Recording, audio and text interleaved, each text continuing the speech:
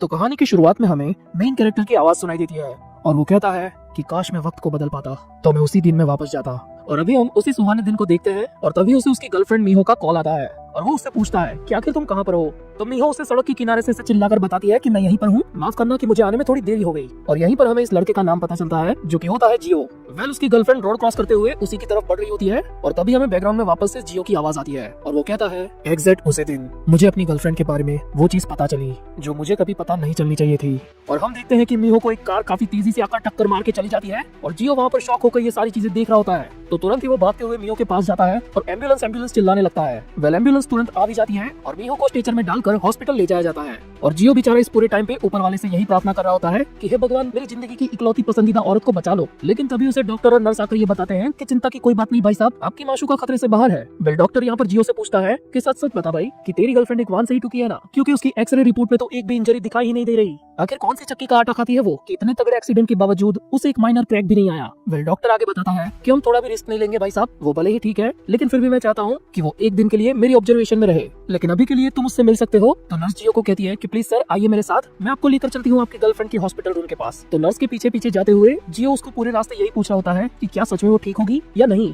तो नर्स उसे बताती है कि चिंता की कोई बात नहीं, जिस तरीके से आपने बताया उस हिसाब से हमें ऐसा लगता है कि वो एक्सीडेंट सिर्फ दिखने में ही काफी ज्यादा बड़ा था, बल्कि असलियत में आपकी गर्लफ्रेंड की बॉडी पर उससे कुछ ज्यादा इम्पैक्ट नहीं हुआ, वो बिल्कुल ठीक है। तो जियो उस रूम का दरवाजा खोलकर सीधा अंदर जाता है और वहाँ जाते ही शॉक हो जाता है क्योंकि उसकी गर्लफ्रेंड मीहो बिल्कुल ठीक है और वो उसे बताती भी है कि देखो मैं बिल्कुल ठीक हूँ, मुझे तो कुछ भी नहीं हुआ। लेकिन मीहो सब कुछ भूलकर सीधा जाकर उससे चिपट जाता है और उसकी बाहों में जाते ही ऐसे रोने लगता है कि बाबू मैं तुमको अभी खोने ही वाला था। वेल अगले सीन में हम देखते हैं कि रात हो चुकी है, इसके बावजूद जियो मीहो को छोड़कर अपने घर पर नहीं गया। तो मीहो उससे कहती है कि ऐसा मत करो मेरी जान, अगर तुम अभी नहीं गए तो तुम अपनी लास्ट ट्रेन भी पकड़ नहीं पाओगे। लेकिन जियो उसकी सारी बातों को कम्प्लीटली इग्नोर करके उसके मुंह के अंदर एक एप्पल की स्लाइस ठूस देता है और मीहो को कहता है कि मेरी चिंता मत करो, तुम अपनी चिंता करो, तुम्हें अपनी केयर करने की ज्यादा जरूरत है, बस मैंने ये जितना एप्पल काटा है तुम उसको खा लो, उसके बाद मैं यहाँ से फूट लूंगा। और अपनी जगह से खड़ा होते हुए वो मीहो से कहता है कि चिंता मत करो, मैं सुबह में तुम्हें आकर यहाँ से पिकअप भी कर लूंगा। वेल मीहो उसका हाथ पकड़कर उसे थैंक यू कहती है और उससे पूछती है कि जियो क्या तुमने मेरे फोन को देखा। तो जियो उसे कहता है कि नहीं मुझे नहीं पता, शायद हो सकता है कि एक्सीडेंट के टाइम पे वो तुम्हारी तरह कहीं पे उड़ गया होगा। और वहाँ से जाते हुए वो मीहो से कहता है कि चिंता मत करो, मैं एक बार वहाँ पर जाकर चेक भी कर लूंगा कि शायद से तुम्हारा फोन मुझे मिल जाए। तो मीहो उससे कहती है अरे अरे इतनी ज्यादा बकचोदी करने की जरूरत नहीं है, इससे अच्छा तो मैं नया फोन ले लूं,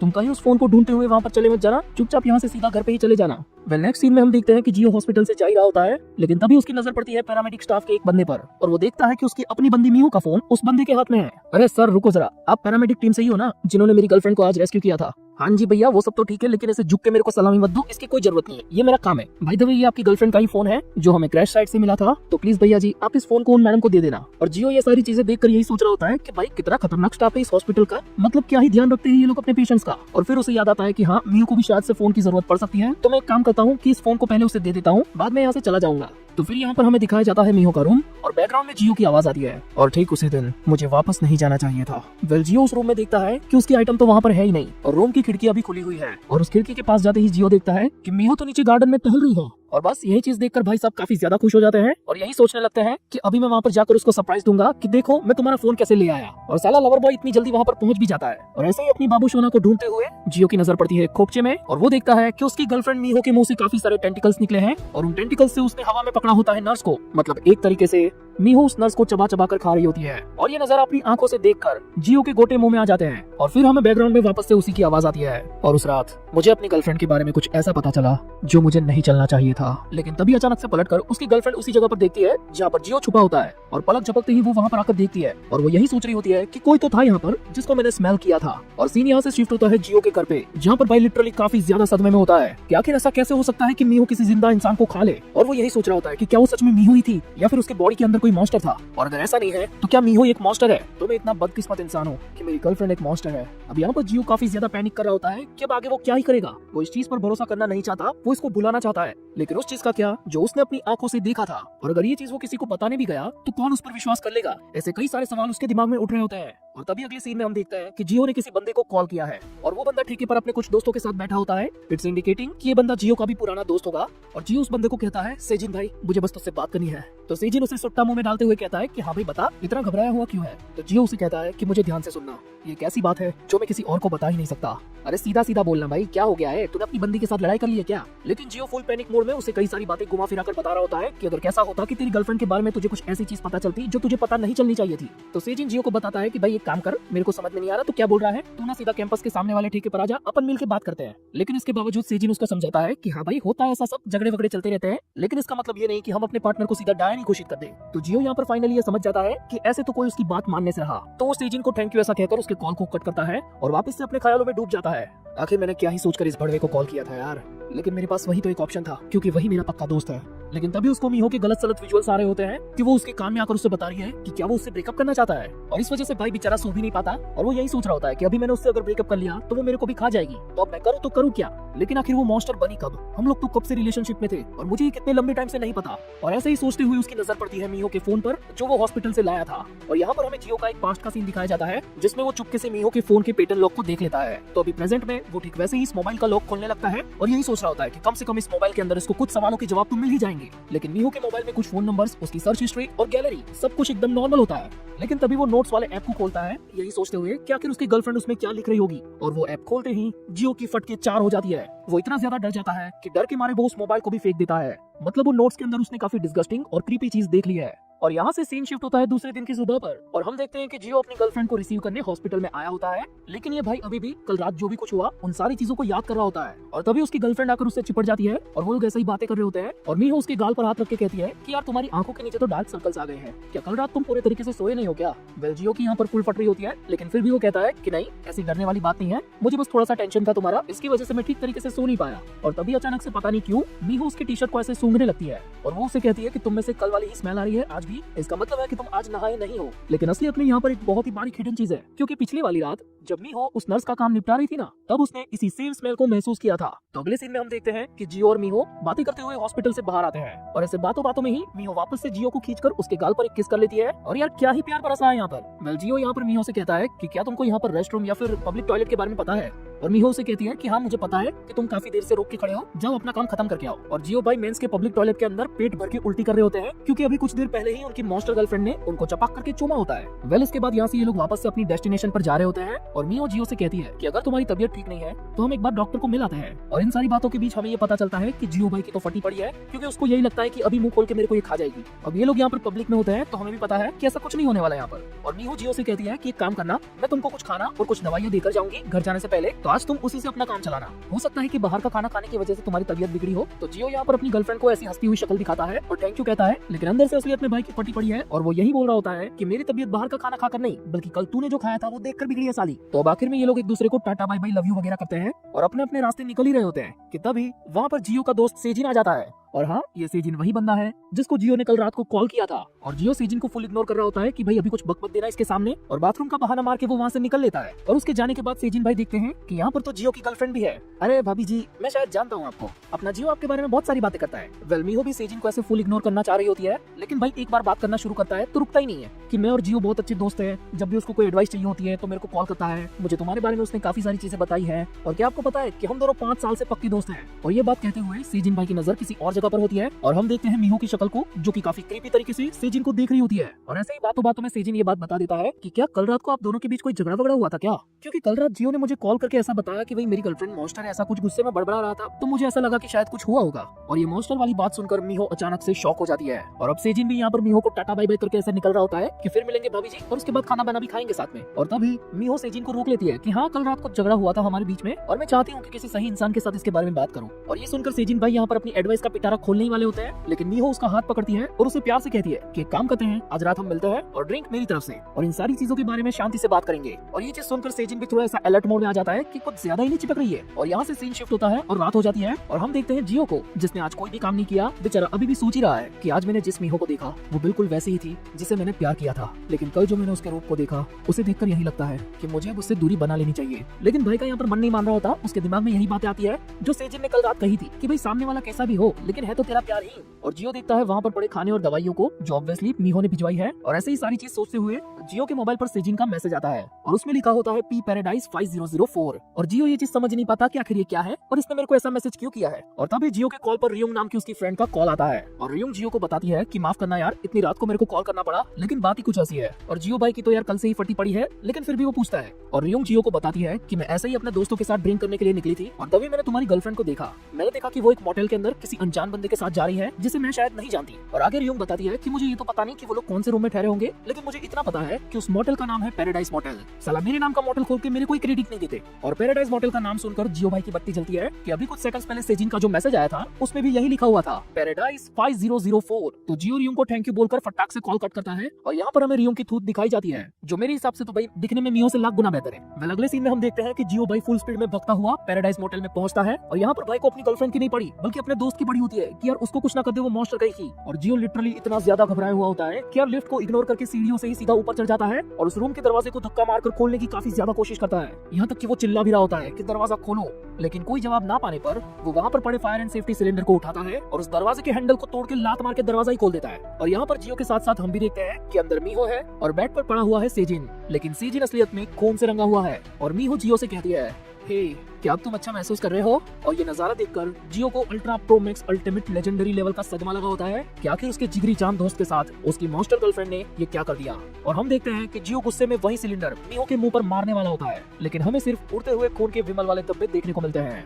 और यहाँ से सीन शिफ्ट होता है और मीहो जियो को प्यार से सुबह में उठा रही होती है और जियो की आंखें खुलती है और वो देखता है कि वो तो अपनी गर्लफ्रेंड के साथ बेड में पड़ा हुआ है। और मीहो जियो से कहती है कि जल्दी उठकर तैयार हो जाओ जान, हमें जल्दी से अपने अपने काम पर जाना है। लेकिन उसके जान की गांड तो पहले ही फट चुकी थी कि आखिर वो यहाँ पर कैसे आया। मतलब कि जियो को ये सारी बातें याद आ गई होती है कि कल रात उसके साथ क्या हुआ था और उसकी गर्लफ्रेंड ने सेजिन के साथ क्या किया। और उसको लगता है कि सेजिन भाई तो निपट गया और अब उसकी बारी आने ही वाली है। एंड वो मीहो को धक्का मारकर गिरते पड़ते उस घर से बाहर निकलता है और सड़कों पे पागलों की तरह भागने लगता है। आखिर उसने ऐसा क्यों किया? उसने सेजिन को खा लिया, अब मेरी बारी आने वाली है। और ऐसी ही सारी चीजें सोचते हुए जब वो भाग रहा होता है तब हम देखते हैं कि जियो सेजिन के साइड से ही गुजरता है और सेजिन भी उसे देख लेता है। ओए जियो, आखिर नंगा होकर कहाँ भाग रहा है? और ये सुनकर जियो बेचारा ब्रेक लगाने के चक्कर में वहीं पर गिर जाता है। अबे भाई क्या हो गया है तेरे साथ? तू चड्डी पहन के क्यों भाग रहा है रोड पर? और सालो तुम लोग कैमरा बंद करो, यहाँ पर कोई तमाशा नहीं हो रहा। सेजिन भाई आखिर ये सब क्या चल रहा है? आखिर तू जिंदा कैसे है? लेकिन तभी हम देखते हैं कि मीहो भी जियो के पीछे भगती हुई आ रही होती है और वो जियो की बॉडी पर एक कंबल को डाल देती है और सेजिन से कहती है कि तुम्हारा बहुत बहुत शुक्रिया जियो को इस हालत में रोकने के लिए। और जियो चड्डी में बैठा हुआ यही सोच रहा होता है कि आखिर ये मेरी जिंदगी में अचानक से ये सब क्या होने लगा। एक काम करते हैं जियो, चलो एक शांत जगह पर जाकर इसके बारे में बात करते हैं। और हम देखते हैं कि वो तीनों एक कैफे में आ गए होते हैं और सेजिन जियो को पूछ रहा होता है कि भाई क्या ही बोल रहा है तू? क्या मीहो ने किसी मोटल में मेरे को मार दिया?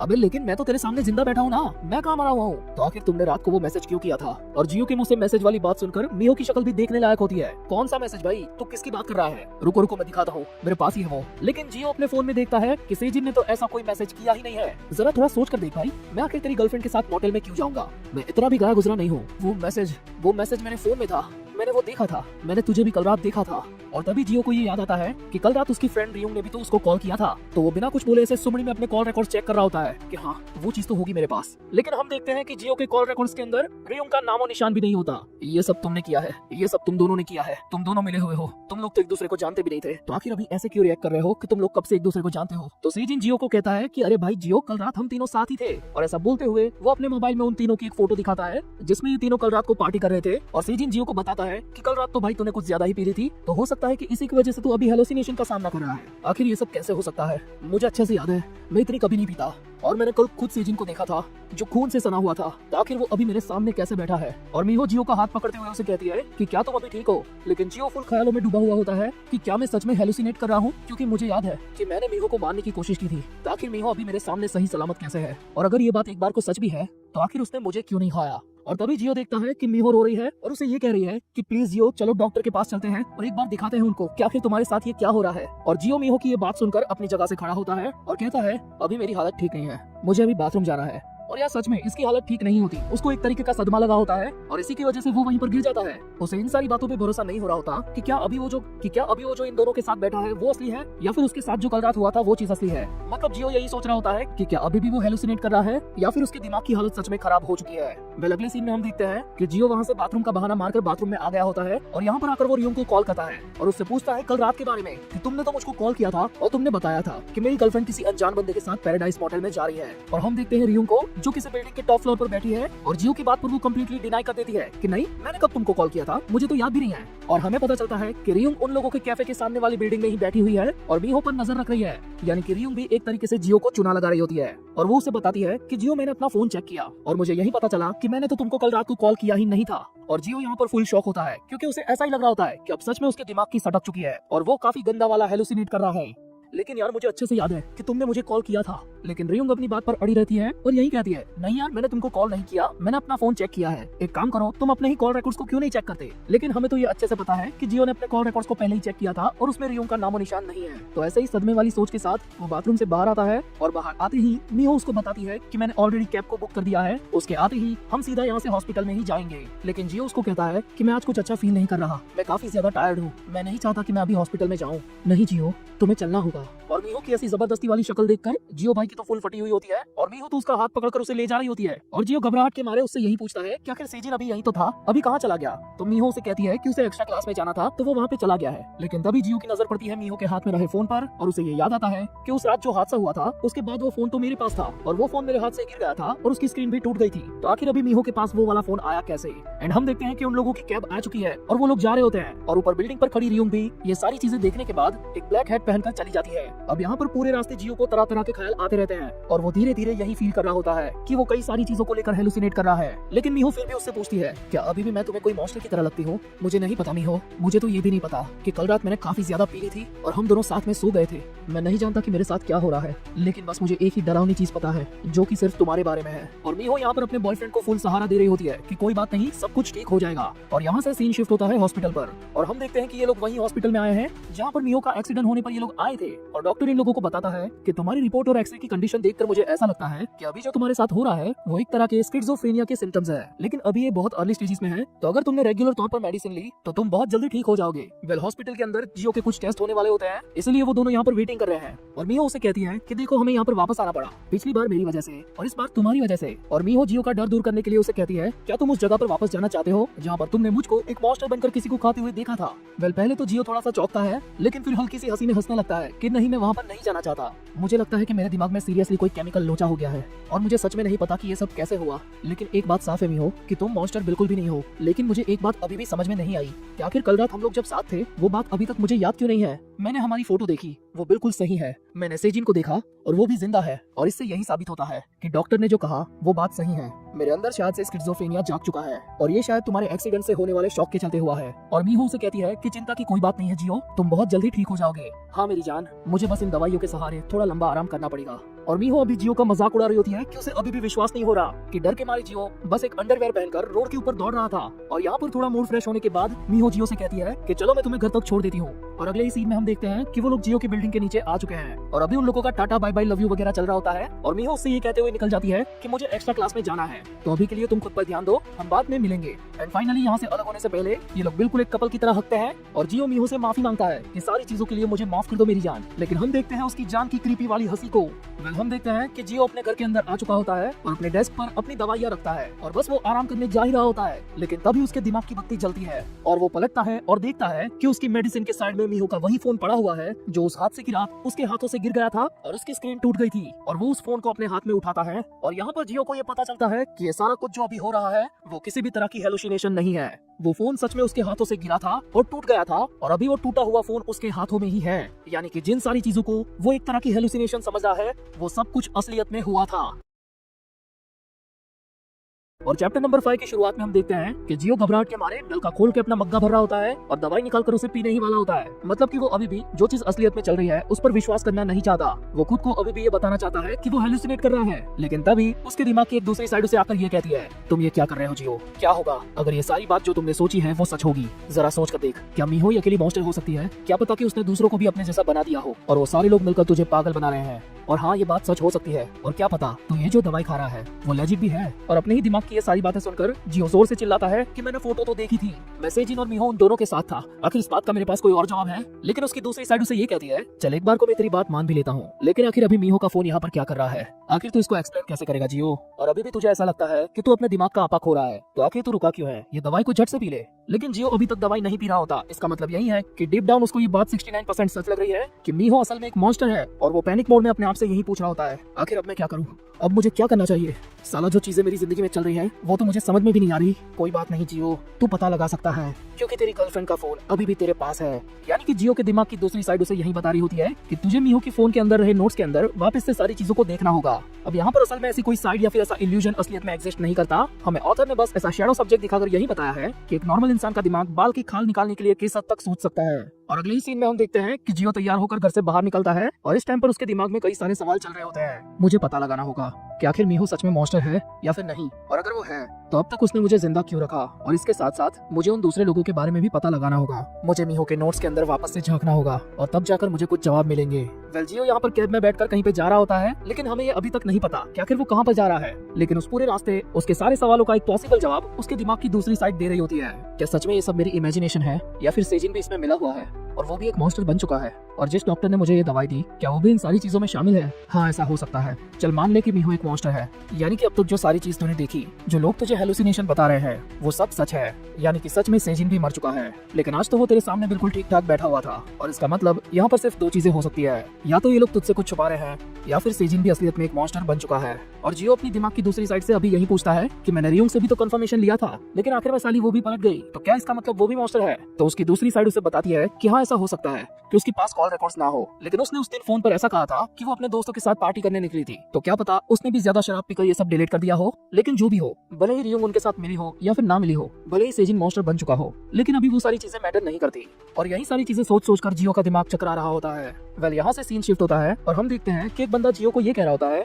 सर अगर एक बार आपने इस एलईडी स्क्रीन को रिप्लेस कर दिया तो आप इसे वापस से यूज कर पाओगे। यानी कि जियो घर से निकलकर कुछ दूर चलकर इस मोबाइल के सर्विस सेंटर में आया होता है मीहो के फोन की डिस्प्ले को ठीक करवाने, क्योंकि तभी तो वो उन नोट्स को देख पाएगा। वेल वो सर्विस सेंटर वाला बंदा जियो को ये बताता है, वैसे तो सर इसे बदलने में बस 20 मिनट ही लगते हैं, लेकिन आपके फोन का ये मॉडल आउटडेटेड हो चुका है तो हमें इसके ग्लास को मंगवाना पड़ेगा। तो अगर आप उस ग्लास को ऑर्डर करेंगे तो उसको आने में 3 दिन तो वैसे ही लग जाएंगे। तो जियो कहता है कि इतना सारा टाइम नहीं है मेरे पास, क्या कोई और रास्ता नहीं है इसका, क्या तुम मुझे इस मोबाइल का सारा डेटा निकाल कर दे सकते हो, क्योंकि अभी तो मेरे लिए वही ज्यादा इंपॉर्टेंट है। तो वो बंदा जवाब देते हुए कहता है कि इसके लिए तो भाई साहब आपको रिकवरी सेंटर में जाना पड़ेगा।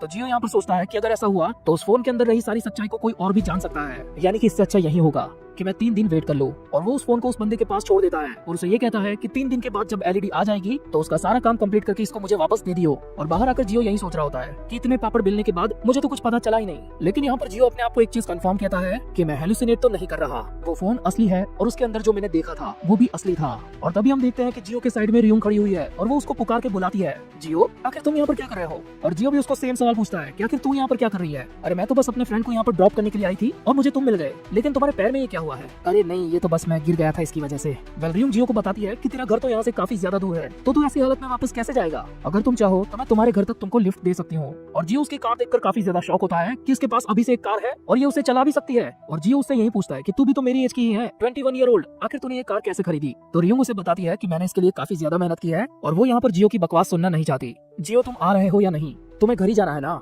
हाँ जाना तो है, लेकिन क्या हम सेम ही डायरेक्शन में जा रहे हैं। हाँ मैं जानती हूँ कि तुम्हारा घर स्कूल के आसपास के ही किसी एरिया में है, तो मैं तुम्हें वहाँ पर छोड़ दूंगी। और ऐसा बोलकर रियोंग जियो को अपनी कार में बिठा देती है। और जियो इस पूरे टाइम पे यही सोच रहा होता है कि यार इसने अभी मेरे को धक्का मार के बिठाया अपनी कार में। लेकिन तभी जियो की नजर रियोंग की कार की बैक सीट पर जाती है और वो देखता है कि वहाँ पर तो बहुत सारे कपड़े वगैरह और बॉक्सेस रखे हुए हैं। और ये देखकर वो रियोंग को पूछता भी है कि आखिर ये सब किस चीज का सामान है। अरे हाँ वो मैं अपने एक दोस्त की मदद कर रही हूँ जो ऑनलाइन स्टोर चलाता है और ये उसी का सामान है। और ये कार भी मैं ऐसे ही साइड इनकम करके ले पाई हूँ, लेकिन क्या इतना सारा सामान इस तरीके से रखना सही है। अगर तुम इसका काम कर रही हो तो तुम्हें इस पर ध्यान देना होगा। और ऐसा बोलते हुए जियो कुछ क्लोथ्स की क्वालिटी चेक करने के लिए अपने हाथ को आगे बढ़ाता है, लेकिन तभी रियोंग उसके हाथ को बीच में ही रोक लेती है। उसे मत छुओ जियो, अपनी सीट पर चुपचाप बैठे रहो, मेरे पास अपने रीजंस है जिसकी वजह से मैं खुद इस सामान को नहीं छूती। वेल इसके बाद ये लोग अपनी पुरानी बातों में लग जाते हैं कि वो लोग स्कूल में कैसे थे और बड़े होने के बाद ये लोग कितने समय के बाद अब जाकर मिले हैं। लेकिन इन्हीं सारी बातों के बीच रियोंग अचानक से जियो को ये पूछती है, बाय द वे जियो अभी थोड़े टाइम पहले तुमने मुझे कॉल किया था और तुम मुझसे कल रात के कॉल के बारे में बात कर रहे थे। और हाँ जियो को भी यहाँ पर ये सब याद आता है कि कैसे वो चड्डी में भागा था और उसके बाद जो सब ये कांड हुआ तब वो बाथरूम में जाकर रियोंग को कॉल किया था। अरे उसकी चिंता मत करो यार, मैं तो बस थोड़ा सा कंफ्यूज हो गया था, मुझे लगा कि तुम्हारे साथ कुछ गलत हुआ है क्योंकि तुम बार बार एक ही चीज कहे जा रहे थे। और तभी हम देखते हैं कि रियोंग के कार में लगे फोन पर एक कॉल आता है रुकना जरा, शायद से ये कस्टमर का ही कॉल होगा। और ऐसा बोलकर जब रियोंग कॉल को उठाने जाती है तो गलती से उसका फोन नीचे गिर जाता है और हम देखते हैं कि वो फोन जियो के पैरों के पास जाकर गिरा है। और रियोंग जियो को कहती है कि प्लीज क्या तुम ये उठा दोगे। तो हमारा इनोसेंट जियो भाई उस फोन को उठाने के लिए नीचे झुकता है और तभी रियोंग काफी ध्यान से उसके गले के पीछे वाले हिस्से को देख रही होती है और वो जियो के साथ कुछ करने ही वाली होती है कि तभी वो झुका हुआ जियो वहीं से पलट जाता है। अरे लगता है कि तुम्हारा मोबाइल नीचे गिरने की वजह से हैंग हो गया है, शायद से कॉल भी कट हो गई है। तो रियोंग उसको कहती है कि प्लीज मेरे मोबाइल की कॉल हिस्ट्री में जाकर उसका नंबर पता करो, मैं जानना चाहती हूँ कि क्या वो वही कस्टमर है जो कल कॉल किया था। तो जियो रियोंग के लिए ये भी करता है और इसी कॉल हिस्ट्री के अंदर जियो की नजर पड़ती है कल रात हुए कॉल्स पर, जहां पर वो ये क्लियरली देख पाता है कि कल रात को 9:49 पर रियोंग ने उसको कॉल किया था। यानी कि आज सुबह जब उसने रियोंग को कॉल किया तो रियोंग उससे झूठ बोल रही थी। और ये चीज जानकर जियो भाई की और फटती है और वो पलट के रियोंग की तरफ देखता है और रियोंग उसको यही पूछ रही होती है कि क्या तुमने वो कॉल का नंबर देखा कि नहीं। तो जियो चुपचाप से उस फोन को वापस से वहीं पर लगा देता है और वो रियोंग को यही कह देता है कि नहीं, चिंता की कोई बात नहीं है, ये किसी अलग कस्टमर का कॉल था। और थोड़ी देर सोचने के बाद जियो फाइनली ये डिसाइड करता है कि वो इसके बारे में रियोंग को पूछेगा। अरे रियोंग, मैंने तुम्हारी वो कॉल हिस्ट्री देखी और जियो की इतना बोलते ही हम देखते हैं कि रियोंग की कार का कंट्रोल थोड़ा सा खो जाता है क्योंकि किसी दूसरी कार ने उनको काफी ज्यादा स्पीड में ओवरटेक किया होता है। अब इस उथल पुथल के चलते कार के पीछे रखा हुआ सामान थोड़ा सा बिखर सा जाता है और तभी कार के फ्रंट मिरर में जियो देखता है कि उन कपड़ों के अंदर एक इंसान छुपा हुआ है और जियो के साथ उसका आई कांटेक्ट भी हो जाता है। और जब जियो पीछे पलट कर देखता है तो उस पीछे वाले पर्सन ने अपने आप को कवर कर लिया होता है और इस मोमेंट तक जियो को ये तो पता चल गया होता है कि जो कुछ भी अभी उसकी लाइफ में चल रहा है वो थोड़ा सा भी हेलुसिनेशन नहीं है। और रियोंग जियो को पूछती है कि क्या तुम ठीक हो, माफ करना कि मुझे गाड़ी चलाते हुए थोड़ी सी गड़बड़ हो गई, लेकिन जियो तुम मुझे कुछ कॉल रिकॉर्ड्स के बारे में बता रहे थे। अरे कुछ नहीं, मैं तो बस ऐसे ही कुछ ना कुछ बकता रहता हूँ। और कार के अंदर का माहौल काफी ज्यादा गर्मा गया होता है और जियो अभी भी कंटिन्यूअसली उस मिरर के ही अंदर देख रहा है और उसके दिमाग में यही बातें चल रही है कि आखिर वहाँ पर पीछे कौन छुपा है और कौन है जो छुपकर मुझ पर ऐसे नजर रख रहा है। क्या रियोंग भी इन सारी चीजों में शामिल है या फिर कोई और ही बात है। और ऐसा सोचते हुए वो अपनी तिरछी नजर से रियोंग को देखता है और रियोंग भी यहाँ पर ठीक वैसे ही लेकिन काफी ज्यादा क्रीपी तरीके से जियो को देख रही होती है। और ये देखकर जियो अचानक से अपनी नजर को पलटा लेता है और कहता है एक काम करो रियोंग, मुझे यहीं पर ड्रॉप कर दो। अरे चिंता मत करो जियो, मैं तुम्हें वहाँ पर पहुंचा दूंगी जहाँ पर तुम जाना चाहते हो। और हमारे जियो भाई की यहाँ पर इतनी ज्यादा फट जाती है कि कोई सिल भी नहीं पाएगा और वो रियोंग को कहता है अरे रियोंग ऐसी कोई बात नहीं है, मुझे बस अभी याद आया कि मुझे किसी और जगह पर भी जाना है। और रियोंग जियो की ये बात सुनने के बाद अपनी पूरी कार को लॉक करती है और उससे यही पूछती है कि आखिर तुम्हें कहाँ जाना है, मैं छोड़ दूंगी। और जियो यही सोचता है कि आखिर अब इसे क्या बोलूं, स्कूल, सुपरमार्केट, हॉस्पिटल या फिर कोई और जगह। अरे शर्माओ मत, बोलो, मेरे पास इतना तो टाइम है।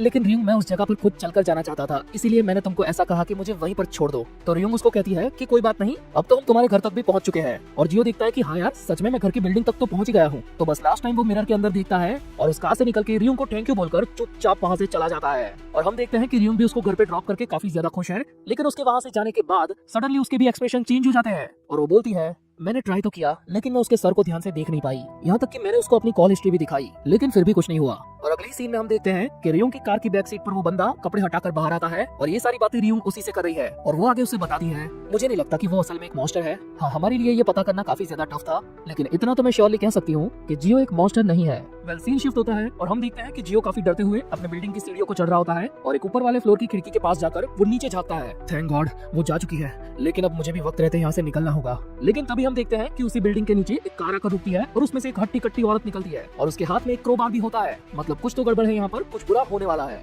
एंड दूसरी तरफ जियो को ये पता चल चुका होता है कि उसकी जान अब खतरे में है और इसीलिए वो यहाँ से बहुत जल्दी भागकर कहीं छुपने वाला है। लेकिन उसके दिमाग में यही बातें चल रही होती है कि आखिर वो जाए तो जाए कहाँ। और हमें यहाँ पर बताया जाता है कि जियो की फैमिली भी है लेकिन वो उनके साथ नहीं रहता और अगर अभी वो उनके पास जाएगा तो वो डायरेक्टली अपनी फैमिली को भी खतरे में डाल देगा। आखिर उस बैक सीट पर कौन छुपा हुआ था, ये काफी ज्यादा अजीब बात है। आखिर रियोंग ने उसको क्यों छुपाया। और हाँ, ऐसा भी नहीं है कि इस बारे में वो ना जानती हो, क्योंकि तभी तो उसने मेरा हाथ पकड़कर मुझे वहीं पर रोक लिया था। लेकिन वो लोग अगर मेरे साथ कुछ करना चाहते थे तो उन लोगों ने कुछ किया क्यों नहीं, क्योंकि मेरा आई कांटेक्ट तो उसके साथ हुआ था और उसके बाद उसने अपने आप को छुपा लिया। अगर वो पर्सन चाहता तो वो मुझ पर अटैक भी कर सकता था। आखिर ये सब इतना अजीब क्यों है। वो सामने से अपनी कॉल हिस्ट्री मुझे क्यों दिखा रही थी, कहीं ऐसा तो नहीं कि वो देखना चाहती थी कि मैं कैसे रिएक्ट करता हूँ। और ये सारी बातें सोचते हुए जियो भाई के दिमाग की थोड़ी थोड़ी सी बत्ती जलती है। एक मिनट, रियोंग ने ही मुझे उस रात को सीजिन और मीहो के बारे में बताया था, कहीं ऐसा तो नहीं कि उसने उन दोनों का पीछा किया हो और वो उस मॉडल में चली गई हो और वहाँ पर छिपकर जाने के बाद उसने बिल्कुल मेरी तरह मीहो को अपने मॉन्स्टर वाले फॉर्म में देख लिया हो और इसी के चलते उसे ऐसा न लगा हो कि मैं भी बिल्कुल मीहो के जैसा एक मॉन्स्टर हूँ। और अभी थोड़ी देर पहले वो देखना चाहती थी कि मैं उन फोन कॉल्स वाली बात पर कैसे रिएक्ट करता हूँ। अगर उसको मुझसे खतरा होता तो वो बंदा बाहर निकलकर उसे बचा लेता, शायद इसी वजह से वो वहाँ पर छुपा हुआ हो। लेकिन ये सारी तो सिर्फ मेरी ही सोच है, आखिर ये सब करके रियोंग को मिलता भी क्या। और ऐसा सोचते हुए जियो की नजर पड़ती है उस फ्लोर के काफी सारे कमरों के दरवाजों पर, जिसके डोर लॉक्स और हैंडल्स काफी जगह से मुड़े हुए होते हैं। और वो यही सोचता है कि आखिर इन सब दरवाजों के लॉक्स को क्या हुआ, कहीं मेरे घर के दरवाजे की भी हालत ऐसी ना हो गई हो। और तभी उसके पीछे से एक आवाज आती है, काफी वक्त हो गया जियो, आखिर तुम कैसे हो। और हम देखते हैं कि ये आवाज उसी हट्टी कट्टी औरत की होती है जो कार लेकर अभी थोड़ी देर पहले जियो की बिल्डिंग के नीचे आई थी। आखिर तुम्हारे साथ ये क्या हुआ, तुम्हारी हालत तो काफी ज्यादा खराब लग रही है। सॉरी, लेकिन क्या मैं आपको जानता हूँ। हाँ सॉरी, आखिर तुम मुझे पहचानोगे ही कैसे? मैंने इस दिन का काफी ज्यादा इंतजार किया है और इसी इंतजार के चलते मैं अपना इंट्रोडक्शन करवाना भूल गई। तो क्या अब तुम मुझे पहचानते हो? मैं येरिन की माँ हूँ, वही लड़की जिसको तुमने मार दिया था। और ये बात सुनकर जियो को वैसे तो कुछ समझ में नहीं आता, लेकिन उसके गोटे मुंह में जरूर आ जाते हैं, क्योंकि अभी उस औरत के हाथ में होता है क्रोबार और वो जियो को कहती है काफी ज्यादा वक्त हो गया, मुझे खुद को यहाँ पर पहुँचने में काफी वक्त लग गया। मैंने इस वक्त का बेसब्री से इंतजार किया है ताकि मैं सिर्फ तुमको मार सकूं। और सिर्फ इतना बोलकर वो जियो पर क्रोबार लेकर टूट पड़ती है और एक खतरनाक अटैक वो जियो पर लैंड भी करती है, लेकिन जियो पैनिक मोड में भी इससे बच जाता है और उस पूरी लॉबी में भागम भागी चल रही होती है। वेल ऐसे भागते हुए जियो देखता है कि एक घर का दरवाजा खुला हुआ है, तो अपनी जान बचाने के लिए वो उस घर के अंदर चला जाता है और दरवाजे को काफी स्पीड में खींचकर अंदर से बंद कर देता है। और ऐसे ही फटे हाल हालत में वो मदद के लिए चिल्ला रहा होता है कि हेल्प हेल्प, कोई मेरी मदद कर दो। लेकिन दरवाजे के बाहर से वो औरत कहती है कि कोई नहीं आने वाला तुम्हारी मदद करने, मैंने सारे मॉन्स्टर्स को मार दिया। और ये बात सुनकर जियो अपने पीछे देखता है तो उसको अपने पीछे एक बंदा दिखता है जो ऑलरेडी टपक चुका है। और जियो डर के मारे अंदर से चिल्लाकर ये कहता है आखिर ये तुमने क्यों किया, तुमने क्यों मारा उन लोगों को? और इसके जवाब में वो औरत कहती है तुमने और उस कुतिया ने मिलकर टोटल 9 लोगों की जान ली है। और मुझे तो विश्वास ही नहीं हो रहा कि आखिर वो साली कुतिया उस एक्सीडेंट से कैसे बच गई। और तभी जियो को अपनी मेमोरी को टटोलते हुए याद आता है कि जिस कार ने मिहो को हिट किया था उसकी ड्राइवर यही औरत थी और अभी वो जियो की जान के पीछे पड़ी है और उस दरवाजे को काफी जोर से खोल रही है। वेल जियो भी अपना दम लगा रहा होता है, लेकिन उसका पैर ऑलरेडी इंजर्ड है और इसी की वजह से थोड़ा सा दरवाजा खुल जाता है। और उस थोड़े से खुले हुए दरवाजे में से वो औरत जियो को कहती है मुझे आज भी याद है वो दिन, आखिर क्यों तुमने मेरी येरिन को मारा था? उसने तुम्हारा क्या बिगाड़ा था तो तुमने उसको मार डाला? उसकी बस यही गलती थी कि वो जान गई कि तुम एक मॉन्स्टर हो। और जियो बेचारा डर के मारे यही बोलता है कि अरे आंटी जी, आपको कोई मिसअंडरस्टैंडिंग हो गई है, मैं वो नहीं हूँ जो आप समझ रही है। लेकिन फिर भी वो औरत गुस्से में एक ही बात बोले जा रही है कि तुमने मेरी बेटी को मारा है। और अपने आप को बचाने के लिए जियो उस दरवाजे को जोर से धक्का मारकर खोल देता है, जिसकी वजह से वो औरत थोड़ी सी दूर हो जाती है और जियो मौका देखकर वापस से भगने लगता है। लेकिन तभी वो देखता है कि वो लेडी उसके काफी करीब आ चुकी है और वो अपने क्रोबार से एक और अटैक उस पर मारने वाली है। और जियो उस अटैक से बचने के लिए थोड़ा सा पीछे होता है, लेकिन गलती से वो सीढ़ियों से ही नीचे गिर जाता है। वेल जियो ने नीचे गिरते हुए अपने सर के पीछे हाथ रख लिया होता है ताकि उसका माथा ना फूटे, लेकिन वो थोड़ी सी ऊंचाई से गिरने वाला होता है, इसलिए उसके नीचे गिरते ही एक जोरदार सी आवाज आती है। और इसी इम्पैक्ट के साथ जियो को फ्लैशबैक में कुछ पास्ट की यादें आती है, जिसमें हम देखते हैं उसका हाई स्कूल और उसके खुद के क्लास का एक विजुअल। और हम देखते हैं जियो को जो काफी ज्यादा सिंसियर बच्चा होता है और किताब में ही घुसा रहता है। और तभी एक लड़की उसके पास जाकर उससे बात करने की कोशिश करती है, क्योंकि जियो स्कूल के अंदर नया आया है और वो एक ट्रांसफर स्टूडेंट है। लेकिन अपना जियो भाई फुल सख्त लौंडा होता है, वो इस लड़की की तरफ ध्यान भी नहीं देता। लेकिन उस लड़की की थोड़ी बकबक सुनने के बाद जियो सीधा उसके मुंह पर कह देता है कि देख बहन, मेरे को पढ़ाई करने दे, मेरा तेरे से बात करने का कोई भी मूड नहीं है, क्योंकि मैं बहुत ही जल्द इस वाली स्कूल से भी ट्रांसफर हो जाऊंगा, तो मेरा यहाँ पर कोई भी नए दोस्त बनाने का मतलब नहीं है। लेकिन तभी वो लड़की जियो की आवाज सुनकर उसका हाथ पकड़कर कहती है कि हाय, मेरा नाम येरिन है। यानी कि ये वही लड़की है जिसके बारे में वो हट्टी कट्टी औरत बात कर रही थी, मतलब कि वो पहलवान औरत इस येरिन की माँ है। और यहाँ से हम वापस से प्रेजेंट में आते हैं, जहाँ पर येरिन की मॉम जियो को काफी गंदे तरीके से पेल रही होती है और जियो बेचारा रोते बिलखते उसको यही पूछता है कि आखिर आप मेरे साथ ऐसा क्यों कर रही हो, प्लीज मुझे मारना मत, जो भी हुआ हो मैं माफी मांगता हूँ। तो तुमको अभी भी याद नहीं आया कि तुमने क्या किया है? लगता है कि अब तक तुमने काफी सारे लोगों को मारा होगा, इसलिए शायद तुम गिनती भूल चुके हो। अब ये इतना भी सफेद झूठ मत बोलो, तुम्हारी चिकनी चुपनी बातों पर मैं इतनी जल्दी भरोसा नहीं करने वाली। लेकिन तभी जियो उसको कहता है कि आपको शायद से कोई गलतफहमी हुई है, मैं कोई और लड़का हूँ और आपकी बेटी के साथ जो भी हुआ हो वो मैंने नहीं किया, वो किसी और ने किया होगा। लेकिन तभी वो औरत कहती है जियो चे 21 साल का, जो कि मिहो के साथ घूमता है, तुम हैंगुक हाई स्कूल में थे, क्लास 1 और 2nd ग्रेड। नहीं, आप गलत बता रही है, मैं तो कभी स्कूल में गया भी नहीं हूँ। अब और कितना झूठ बोलोगे, मैं सब जानती हूँ। और ऐसा बोलकर वो आंटी वापस से जियो की कुटाई करना शुरू कर देती है और उसको मारते हुए ये बताती है मैं तुम पर 3 सालों से नजर रख रही थी, जब से तुमने मेरी बेटी को मारा था।